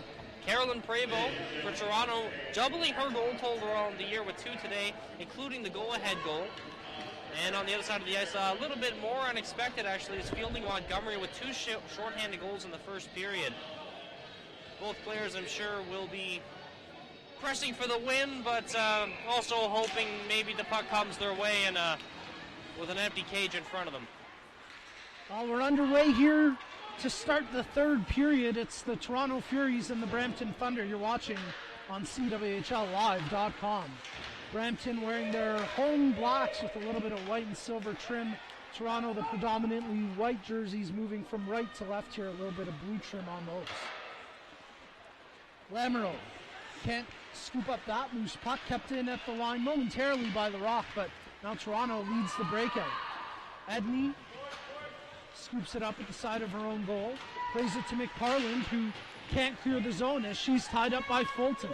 Spooner in there giving support, and it's McParland who gets the puck out and down the length of the ice. No icing though, as this puck will die there. Almost a minute gone here in the third period. Teams exchanging puck possession early on. All the scoring in that second period done by the Toronto Furies. Natalie Spooner with the power play goal, and the aforementioned Carolyn Prevost with her second of the game. McIntosh gives chase and comes up with a loose puck, but it's quickly taken away from her by Prevost. She makes the pass to Chevry, who brings it back across this side of the ice. Fulton tips it forward, and Burchard there for Brampton. Burchard fights for it, and now it's Fortino coming up with it. Laura Fortino, great pass over to Seedhouse. Seedhouse, backhand, centers back towards Fortino, but she was dumped. And we've got a penalty coming up here against Saunders and the Furies. They touched the puck there. It was Fortino who was trying to get in a position to receive the pass, and she ends up drawing the penalty down. And Saunders with a hard play on Fortino, making sure she can't drive to the net to get that pass from Seedhouse in front of the goal, but a little bit too hard, takes her down, and that's an easy call for the officials. So Brampton 0 for 3 on the power play so far in this one, but they've got some big guns out there. McParland, Jones, Stiles, Burchard, and Fortino, and it's Burchard with the puck. She skies that one over top of the net, maybe looking for a redirection. As Brampton have it taken away by Jess Vela. Here comes Vela. She just dump that one in and give chase, and she's got knocks out of her net. Otherwise, Vela would have been first to it. Fortino evades the check of Vela. Fortino checks her options, gets it to Burchard, quickly back near side to Stiles. Stiles from the backhand, centers it. Nothing doing that time, but it's Stiles on the loose puck. She leaves it for Burchard. Burchard at the far side point steps into a more central position, receives the pass from McParland. That one-timer by Fortino wide of the goal. $1:10 left on the power play here for Brampton as Bonello and Baldwin dig away for it, but great strength there by McParland, kept it in. Jones from her feet, hand pass, holding the call against Brampton. Or are they calling coincidentals? They're calling coincidental minors here against McParland and Bonello. Not too sure what the play is down in the corner there, but Interesting call, and Brampton's not going to like that as they were breaking towards the goal. They had 2 players in. And that's why I'm a little bit surprised that the officials make that call so quickly. You basically negate a scoring opportunity for Brampton in making that call. And it's a useless call. It has no clout on the rest of the game. You're right, it's still 5-on-4 here. Coincidental offsetting minors.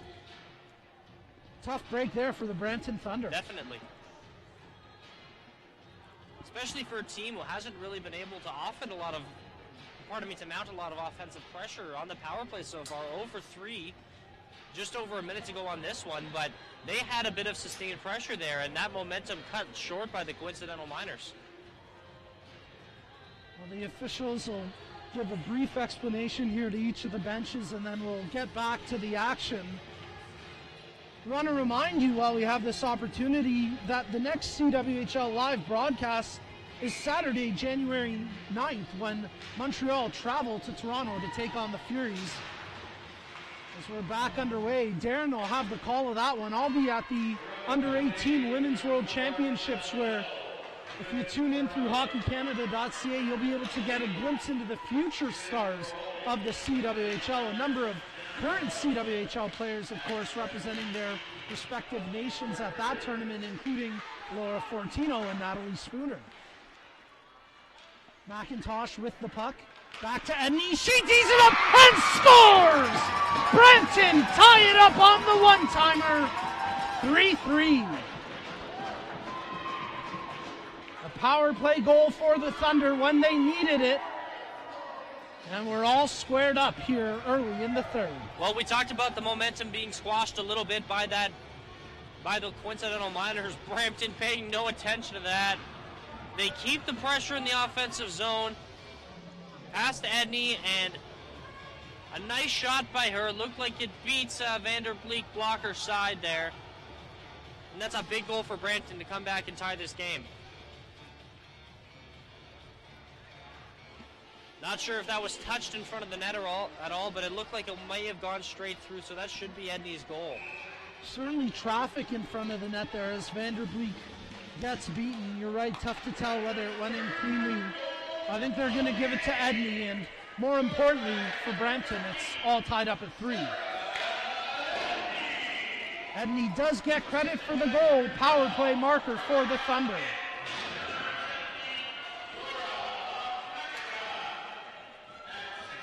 Scooped up here by Molson. She gets it across, well, tried to get it across the blue line, but had it knocked away from her.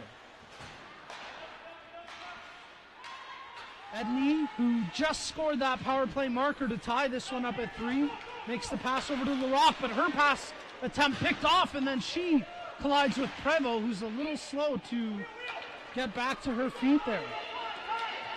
Montgomery, she tees it up off the shin pads of Gaskin and into the corner. Becca King comes up with it. Her centering attempt back to the point. Burchard tees it. Oh, blocker side, didn't miss by much. Fortino keeps it in at the point. Brampton starting to respond here after getting that tying marker. Side of the net scramble. They come up with it. It's King. Keeps her feet moving, shields the puck, and leaves it for Burchard.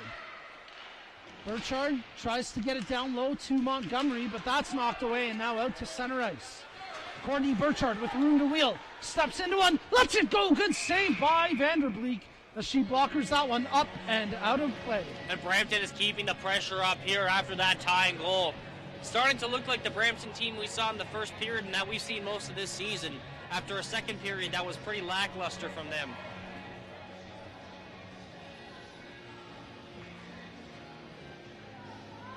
Vela sets up on the face-off for Toronto. It's going to be Styles on the draw for Brampton. 15:21 remaining in the third period. Styles asked to leave the draw, so Jones steps in, and it's French coming up with it for the Furies. Far side, Chevry can't clear the zone. Seedhouse played it down low, but now it's French coming up with it. She'll reverse it over to Saunders. Michelle Saunders uses the boards, tried to clear it out, but good job by Simmons to hold the line. Jones tees it up, oh! Didn't miss by much! And then on the second chance, the door slammed shut by Vanderbleek as Styles tried to jam it home. And once again, the net behind Vanderbleek comes off its moorings. She's getting into it a little bit too much down there, pushing. I don't think it's intentional by any means, but she's pushing the net off a lot.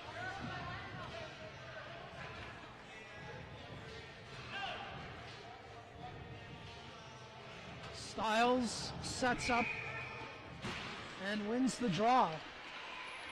But it's Bonello. Well, she turns it over. Side of the goal. McFarland tried to get it over to Jones, but it's picked off, and here comes Lamoureux back for Toronto. Lamoureux gets it over to Spooner. She's checked closely. Puck caught up in the skates of the official and now pinned up along the near boards. Lamoureux into the skates of Spooner. Lamoureux uses Spooner as a bit of a screen, but it ends up being broken down by Stiles. Stiles nearly has her pocket picked by Spooner. Oh, and Spooner's dumped behind the play. Stiles not happy about the call, but Toronto going to the power play. Tough break there for Stiles. She and Spooner were really going at it, and at the end of the sequence, her stick just gets caught up in the skates of Spooner. Yeah, that's a tough one for Brampton. The 6th power play opportunity of the game upcoming now for Toronto. They are 2 for 5 thus far. A much improved power play than from what we've seen so far this season.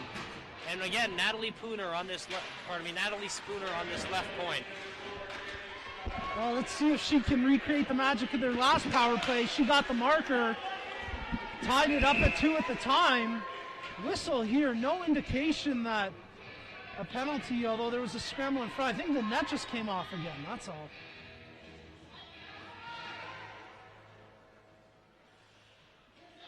Well, quick whistle by the officials, and we'll have a face-off coming up here to the right of Knox with $1:48 to go on this Toronto power play. Montgomery, who has scored 2 of Brampton's 3 goals shorthanded. There she collides with Baldwin, and the Brampton bench below us not happy. They wanted a call there.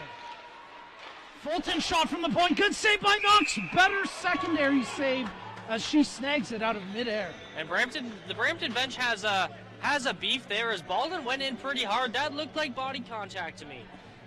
That's a tough miss.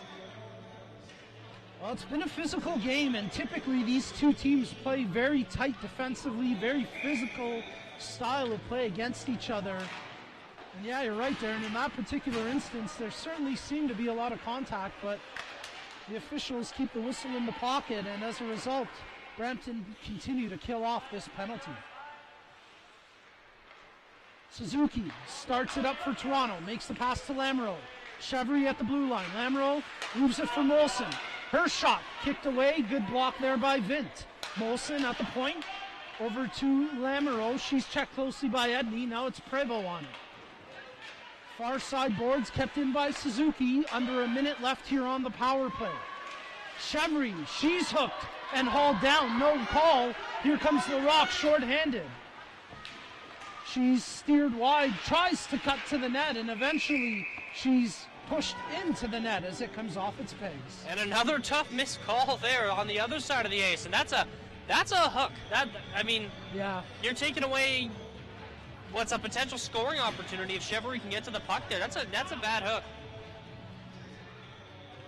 It's a tough break there for Toronto, not able to generate a call, which would have given them a 5-on-3.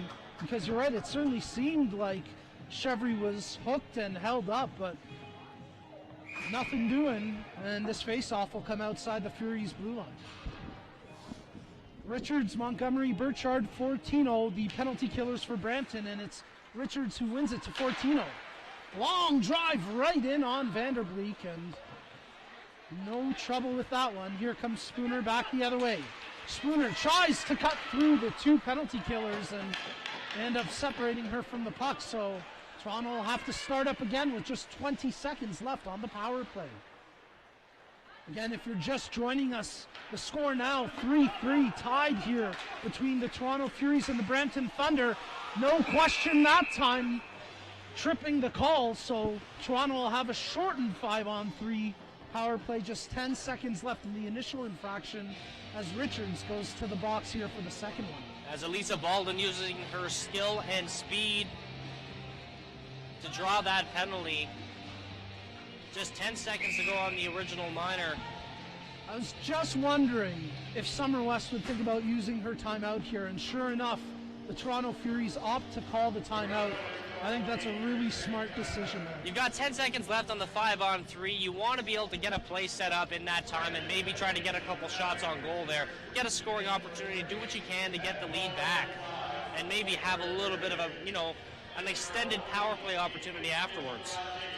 Let's not forget that Toronto's first goal of this game, a power play marker, came on a set play off an offensive zone faceoff. So we could see something like that again. Watch for a player rushing to the net. You could see something similar to that one more time. Get a glimpse at what it's like to be on the bench of a professional hockey team as the Toronto Furies break away from the scrum.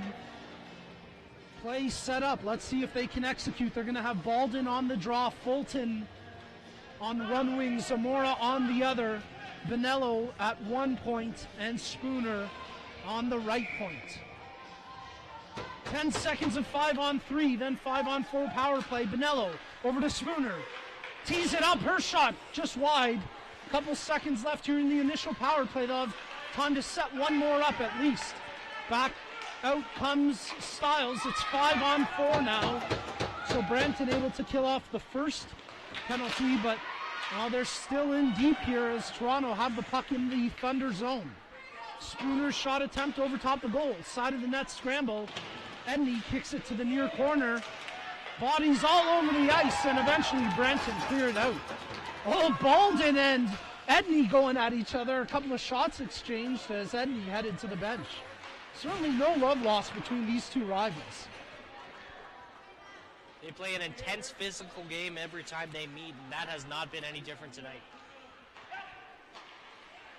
Here comes Spooner across the blue line. She's already got one, looking for a second. Great save by Knox. Spooner was going for the top corner glove hand, but Knox got a shoulder on it. The stick work by Spooner is just so good. Makes it look so easy. What a play that was. So skilled with the puck on her stick. I think she could literally stick handle in a phone booth if she had to. Here comes Burchard, equally talented in her own right. Tries to feed the pass across, but nothing doing as Brampton try to create something shorthanded. 30 seconds remaining in this Toronto power play. 3-3 the score here in the third period. Lamoureux dances her way into the zone. Checks her options, feeds it across. Broken up, and a chance for Brampton to clear. They get it out to the neutral zone. Suzuki over tape-to-tape pass right to Lamoureux. Gets it down low where Prevost, who's already got two in this one, loses her edge behind the net. But they keep the puck in the zone. Just 5 seconds remaining in the penalty. That shot wide of the goal, so Brampton doing a good job here. End up killing off both of these third period power plays as that shot goes just wide of the goal. Suzuki can't keep the puck in the zone. In fact, it goes high over her head, and here comes Richards. She's got Montgomery, kicks it forward, and a good save by Vanderbleek. Even if that had gone in, I'm not sure it would have counted. I think it was the skate of Montgomery that got the puck. But again, those two continue to have great chemistry for Brampton. And another opportunity for them, not shorthanded, but just after the penalty kill. And Montgomery, she has just been absolutely buzzing. Beyond the 2 goals, a couple scoring opportunities. Another one right here. Maybe she did get it with her stick. She may have got a piece of it with her stick there. Not enough of it, obviously, to get it past Vanderbleek, but a nice play regardless. Jones looking to receive the pass, gets past her. Larocque tees it up and scores! Brampton back in front, courtesy of rocket from their captain, Jocelyn Larocque. It's 4-3 Thunder. And Vanderbleek just missed that one. We'll take a look at that again. Absolutely fired by Larocque. She's got a wicked shot from the point, but Vanderbleek just missed that with her glove. Yeah, right off the top of the glove. Flipped up over her and into the goal. That's a tough one for Toronto. Well, they've responded already in this game, being down at points. They're going to have to find a way to muster it up again. As Jones, her shot attempt wide. McParland tries to center it for Jones. Nothing doing there. Brampton back in the lead here. A couple of third period goals. And they lead it 4-3. I don't want to take away from the game Vanderbleek's had thus far, but that's one that you really need to get. I think you could see it in her reaction as well. Her head drops there, knowing that, as you mentioned, she gets a piece the timing's so close, but ultimately it gets by her. Yeah, she needed to have that one. It's a tough one, but hockey's a tough game, and sometimes those are the breaks. So let's see if Toronto can respond after giving up the lead coming into the third period here. They were up 2-1. They now trail 4-3.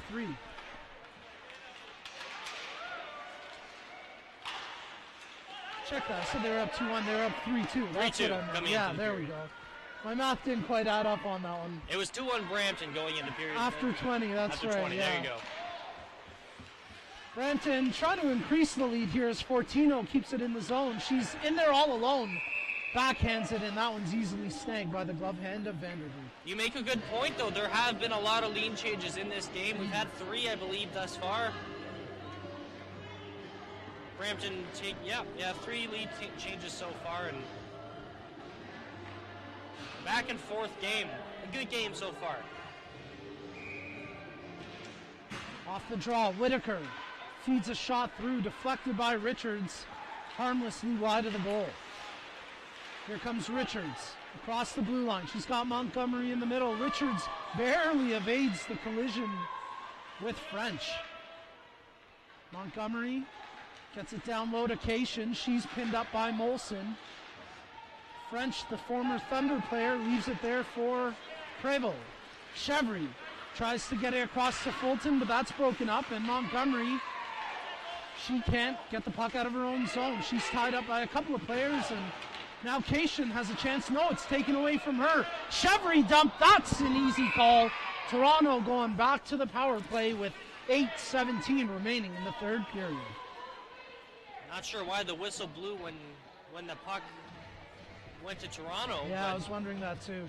I think that's the point Bonello's making. We had the puck. Why are you blowing it down?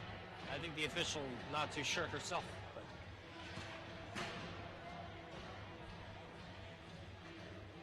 this will be the 8th power play opportunity of the game for the Furies.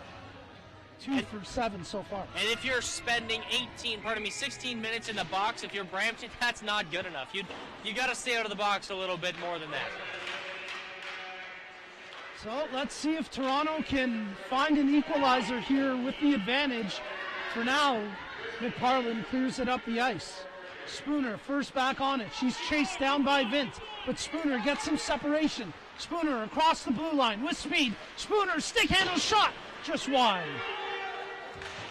Spooner putting on a one-woman show that time, trying to lead an end-to-end rush, but a nice job by the Thunder. They end up keeping her wide for the most part and negate a real quality chance. Spooner is showing there why she is one of the few players in this league who can put the team on her back literally and just carry them.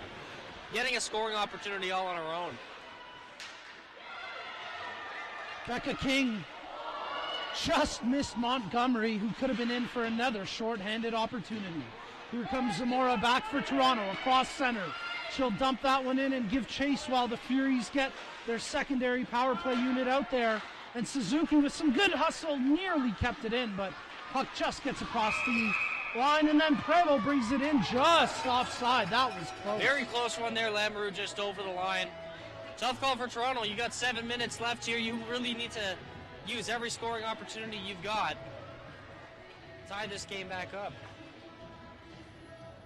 You get a look there at Caroline Prevost, who's scored 2 of Toronto's 3 goals here this afternoon. She's had a tremendous game, and as Darren mentioned, she's got that quick foot speed to make an impact. Let's see if she can take advantage of the extra ice out here on the power play. She makes the pass back to Suzuki. Back to Prevost, far side hash marks. Plays it down low, and again, Prevost gets the puck back to her. Suzuki, near side to Molson. Good job to hold the line, a bit broken down, but eventually they keep it in. Down low, Lamoureux tried to center it, broken up by Vint, and her weak backhanded clearance does escape the zone. Just 10 seconds left on the power play for Toronto. That's a dangerous play if you're Vint there. You've got to be a little bit stronger on the puck and get it out a little quicker. Suzuki nearly knocked that one down. Toronto nearly caught with too many skaters on the ice. Good job by Spooner not to jump over the boards too quick. Brampton with a great chance. Stiles. Not sure how she didn't convert on that one. I don't think Vanderbilt got a piece of it. I think Stiles just skied that one over top. She may have just missed the net over the crossbar there, though it may have taken a small deflection off of something. Tough one to see, but she'd want that one back, I'm sure. We'll take another look here. It hit the crossbar. That took a small deflection off the crossbar and skied up into the air, into the screen behind the goal. Just one goal separating these two teams right now with 6:04 remaining in the third period. You're watching CWHLlive.com as the Brampton Thunder try for their 11th win of the season. Toronto, they're trying to get their first win against Brampton this season. Don't go anywhere because it's going to be an exciting couple minutes to end this one. Spooner, her sharp angle shot wide of the net.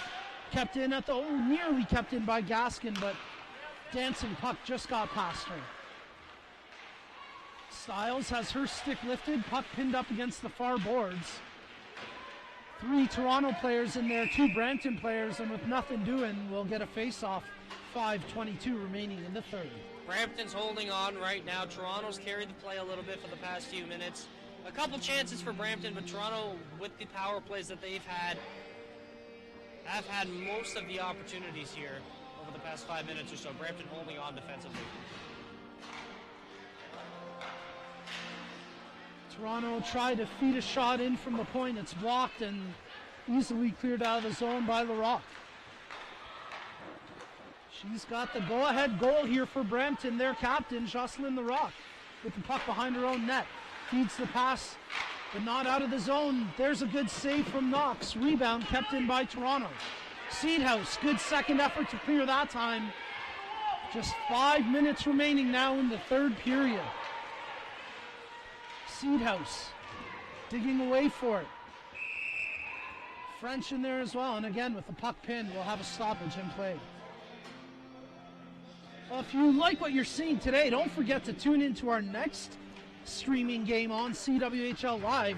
That's January 9th, Saturday, January 9th at 7:30 p.m. when the Montreal Les Canadiens take on the Toronto Furies. And I'll be back next Sunday as well, back here in Brampton as the Calgary Inferno come to visit the Brampton Thunder. That's at 1:30 p.m. on January 10th. Again, for a full schedule of streaming games, check out CWHLlive.com. Whistle down through the neutral zone, 4:38 now left in the third period.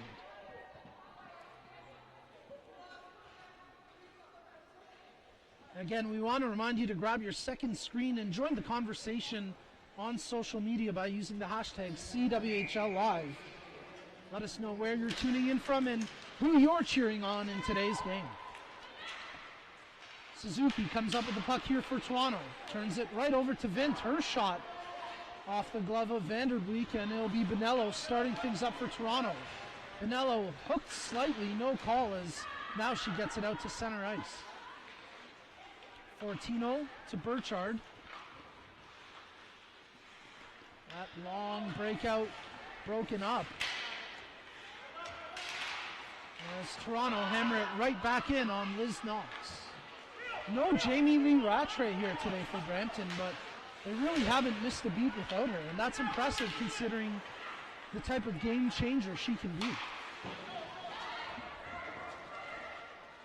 Same with Jess Jones. She's in this game, but Darren, it's easily been one of her more quiet games. She's been good in terms of trying to set up some offense. We've seen her feed some nice passes through, but ultimately not making the usual impact she does as Toronto scoop it towards the goal. But an easy save there. It's been the secondary players for Brampton today with all the offense, and they've been good.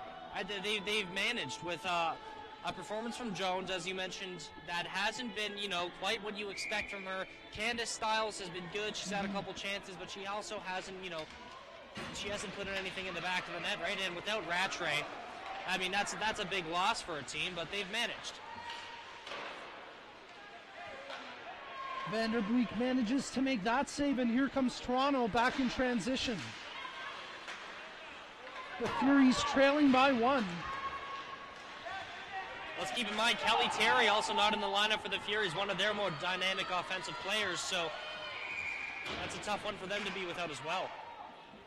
Delayed offside, the call here against Brampton. This will bring the face-off all the way inside the Thunder zone with 3:07 left in the third. And again, let's remind viewers that Toronto has already used their timeout here. Tough situation for them to be in. They can't take the break. They've got to keep some tired players on the ice if need be. They're going to want their top offensive players on the ice, and they're not going to get a break here. Pinello had it over to Prevost for a moment, but she couldn't quite hold on to it, and now Toronto will start up again. Shannon Molson tries to feed a pass through the neutral zone, broken up, but Vela quickly scoops up the loose puck. Vela feeds it to the near side boards, but no Toronto player there to keep it in. LaRock has it now for Brampton. Cross ice for Edney, advances it to center, and they'll just get it inside the Toronto blue line, where just as quickly it's fired back out. Here comes Prevost with a bit of separation. Cuts! Good shot attempt, but couldn't quite find the target. French keeps it in at the blue line. Her shot right on. Big rebound! But Knox covers it up just in time as Prevost was crashing on the step. And let's not discount the play of Sarah Edney on that shift. She was all over Prevost. Didn't allow her to get a shot on goal on that break from the sideboards. And again, right on top of her, as Knox didn't know where the puck was. Edney all over Prevost on that play. As we take another look at that, it skips to the side and doesn't allow her to get to where the puck is, as Knox finds it beside her pad. I think probably some good communication there from her teammates on the Brampton Thunder, probably letting her know, hey, it's right beside you. Toronto now with the net empty, so the extra attacker out there as we're just about inside the final 2 minutes here. Hammered in for the empty netter, and that might ice it. Jess Jones, well, turns out she's going to get a goal anyways. Oh, or are they waving it off offside? No goal, offside, delayed offside the call. So again, the face-off coming inside the Brampton zone. Tough break at that time for the Thunder, but a big break for Toronto. Big break for Toronto, and that could come back to bite Brampton for sure. You see McParlin down low in the zone there. They're on a delayed offside. Brampton's bench not at all happy about this call. But it appears to be the correct call. The goal was scored when McParlin was still in the zone and she was offside. Well, they'll try for the empty netter. No debate this time. Laura Fortino finds it. 5-3 Brampton. No way to wave that one off. That's a good goal, and that might just about ice this game with under 2 minutes to go here.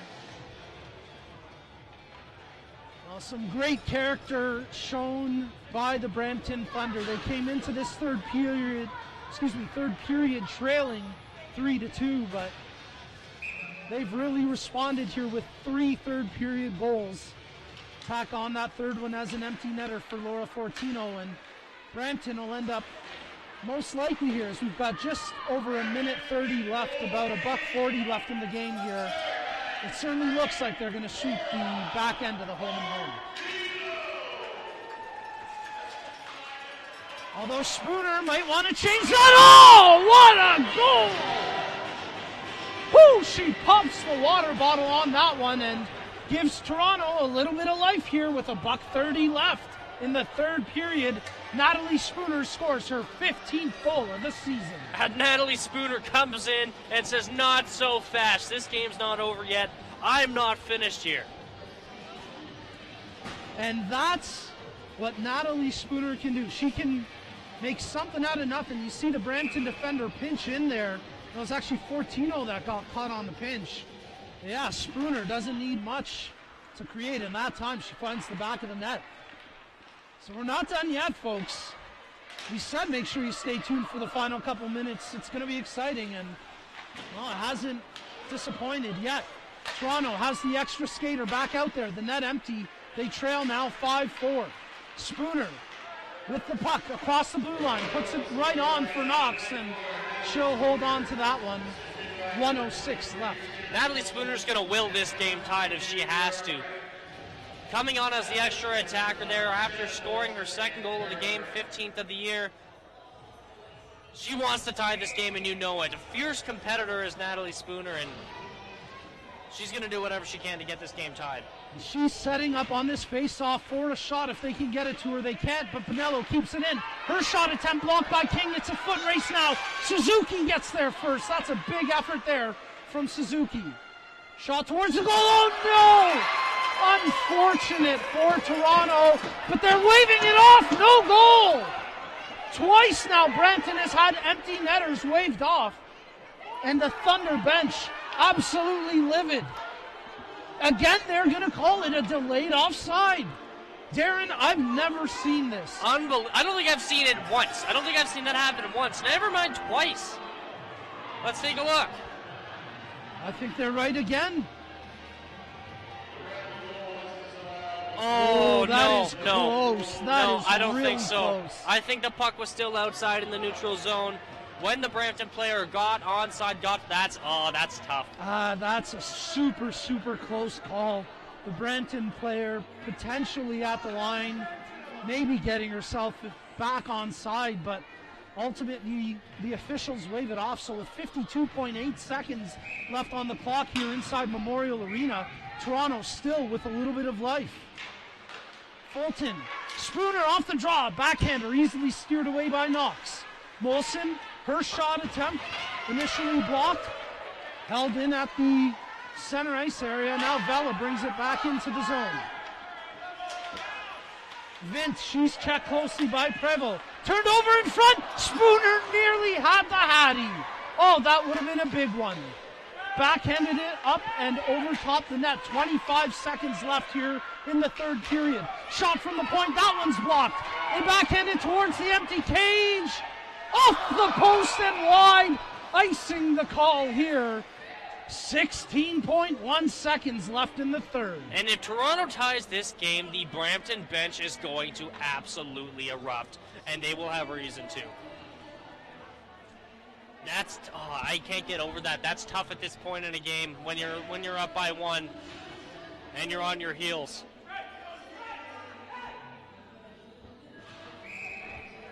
I think Brampton's going to use their timeout here. Good call. Toronto's had the pressure. Get the defense set. Wow, what a finish we've had. That's a tough call. I think on one hand, it could benefit Brampton. They're reeling just a little bit, but at the same time, you're giving Toronto that opportunity to draw it up, get a little bit of rest. It's you certainly can't fault Tyler Fines for making the call, but it's a tough one to make. Yeah. Advantages on both sides. Well, and especially with Spooner being out there, I mean, you got to think she's just absolutely exhausted at this point. She's still finding a way to get it done, but she's probably going to benefit most from this little bit of rest. Well, we're in for a good 16.1 seconds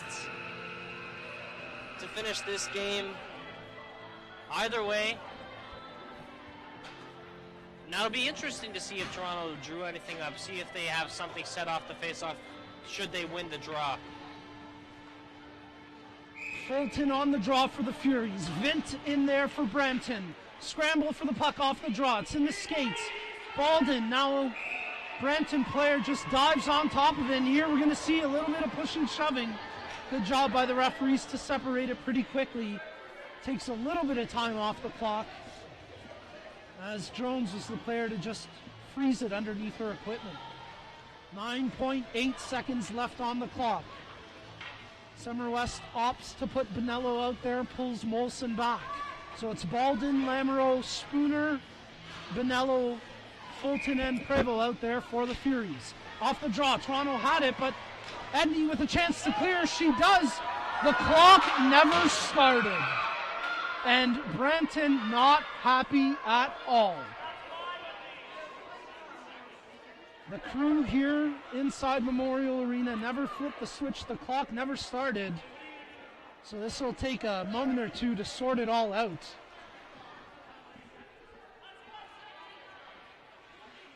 The 9.8 seconds probably probably would have come off the clock there. Well, on our clock, we had less than a second. Wow. So we'll see. We'll see what's decided here, but it's been an interesting third period. There's going to be one very unhappy coach based on the final decision here. And everything just seems to be going against Brampton right now. The 2 disallowed empty net goals. The clock not starting. They've wound it down to 4.8 now. Tough to determine exactly how much time went off there in that sequence. Maybe split the difference, say about half of what was on the clock comes off, but that's still a tough break if you're Brampton. Let's see if Toronto can do something here in the final 5 seconds. Centering attempt, goal mouse scramble, nothing doing. Brampton get the win in a dramatic and entertaining game.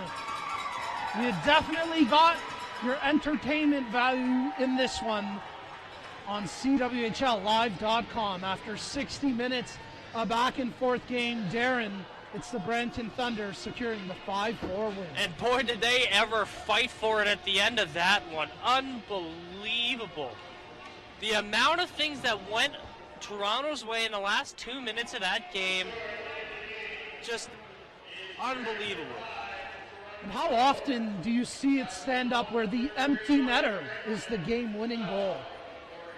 Not very often. Wow, it just dawned on me, you know? Laura Fortino, empty netter, the game-winning goal. Doesn't happen too often. That almost sums up how wild of a game this was. What a unique performance we saw here today. We've seen 2 disallowed empty net goals. That's new. An empty net game winner. The clock not starting with 10 seconds left. Crazy. And no love lost between these two teams. They're shaking hands at center ice, but you can tell that, you know, a little bit of reluctance there. I think both coaching staffs, maybe with a couple extra gray hairs after this one, a tough game for the teams and the coaches. But ultimately, it's Brampton picking up their 11th win of the season, make it 4 straight wins against Toronto head-to-head, and they sweep the home-and-home weekend series.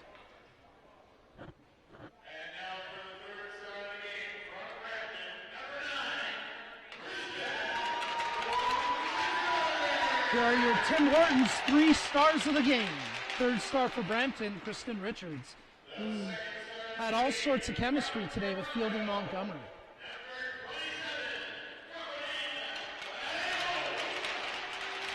Nice choice there for the Furies. Prevo getting 2nd star of the game. She had a couple of big goals. But it's Fielding Montgomery who gets the 1st star of the game accolade today, and she does so off a great effort, which included a couple of shorthanded goals. Well deserved for Montgomery, 2 shorthanded goals. Now these two teams, they've got 2 games left against each other this season. It's the 31st of January, that'll be here in Brampton, and then the 14th of February, that will be at the MasterCard Center in Toronto. No full weekend series those 2 weekends, just a single game for each team. So that's a bit of a look ahead in terms of when these teams hit the ice against each other next, but our next CWHL Live broadcast not that far off at all. You can tune in Saturday, January 9th, when the Montreal Les Canadiens travel to the MasterCard Center to take on the Toronto Furies. 7:30 p.m. puck drop set for that one. Darren's going to have the play-by-play call there, so make sure you tune in January 9th when one of the most classic rivalries in hockey renews itself as Montreal takes on Toronto. Well, it was a very exciting, entertaining, and back-and-forth game here from the Memorial Arena in Brampton. Ultimately, it ends with the Brampton Thunder securing a 5-4 win. But before we sign off, we have a little bit of housekeeping to do. We want to thank the CWHL and CWHL Live. Specifically would like to thank Canada's Dairy Farmers Fueling Women's Champions program for their valuable support in presenting CWHL streaming this season. We'd also like to thank league sponsors Scotiabank, Sportsnet, Winsport Bauer, Tim Hortons, Molson Coors, the Globe and Mail, which recently did a tremendous piece on Commissioner Brenda Andress. Make sure you head over to the Globe and Mail and check out that piece. We'd also like to thank Bridgeforce, Porter, Gong Show, OMGs, the Calgary Flames, the Toronto Maple Leafs, and the Montreal Canadiens for their invaluable support of the Canadian Women's Hockey League. Darren, it was a blast. Enjoy the broadcast on the 9th. Thank you. Enjoy the under-18s. Maybe we'll see some future stars there. Absolutely. Looking forward to it. And make sure you tune in for the next CWHL live broadcast when Montreal takes on Toronto Saturday, January 9th. For our great technical crew, led by Steve Mitchell, for Darren Alley, I'm Nico Cardarelli. Thanks for tuning in. We'll see you next time.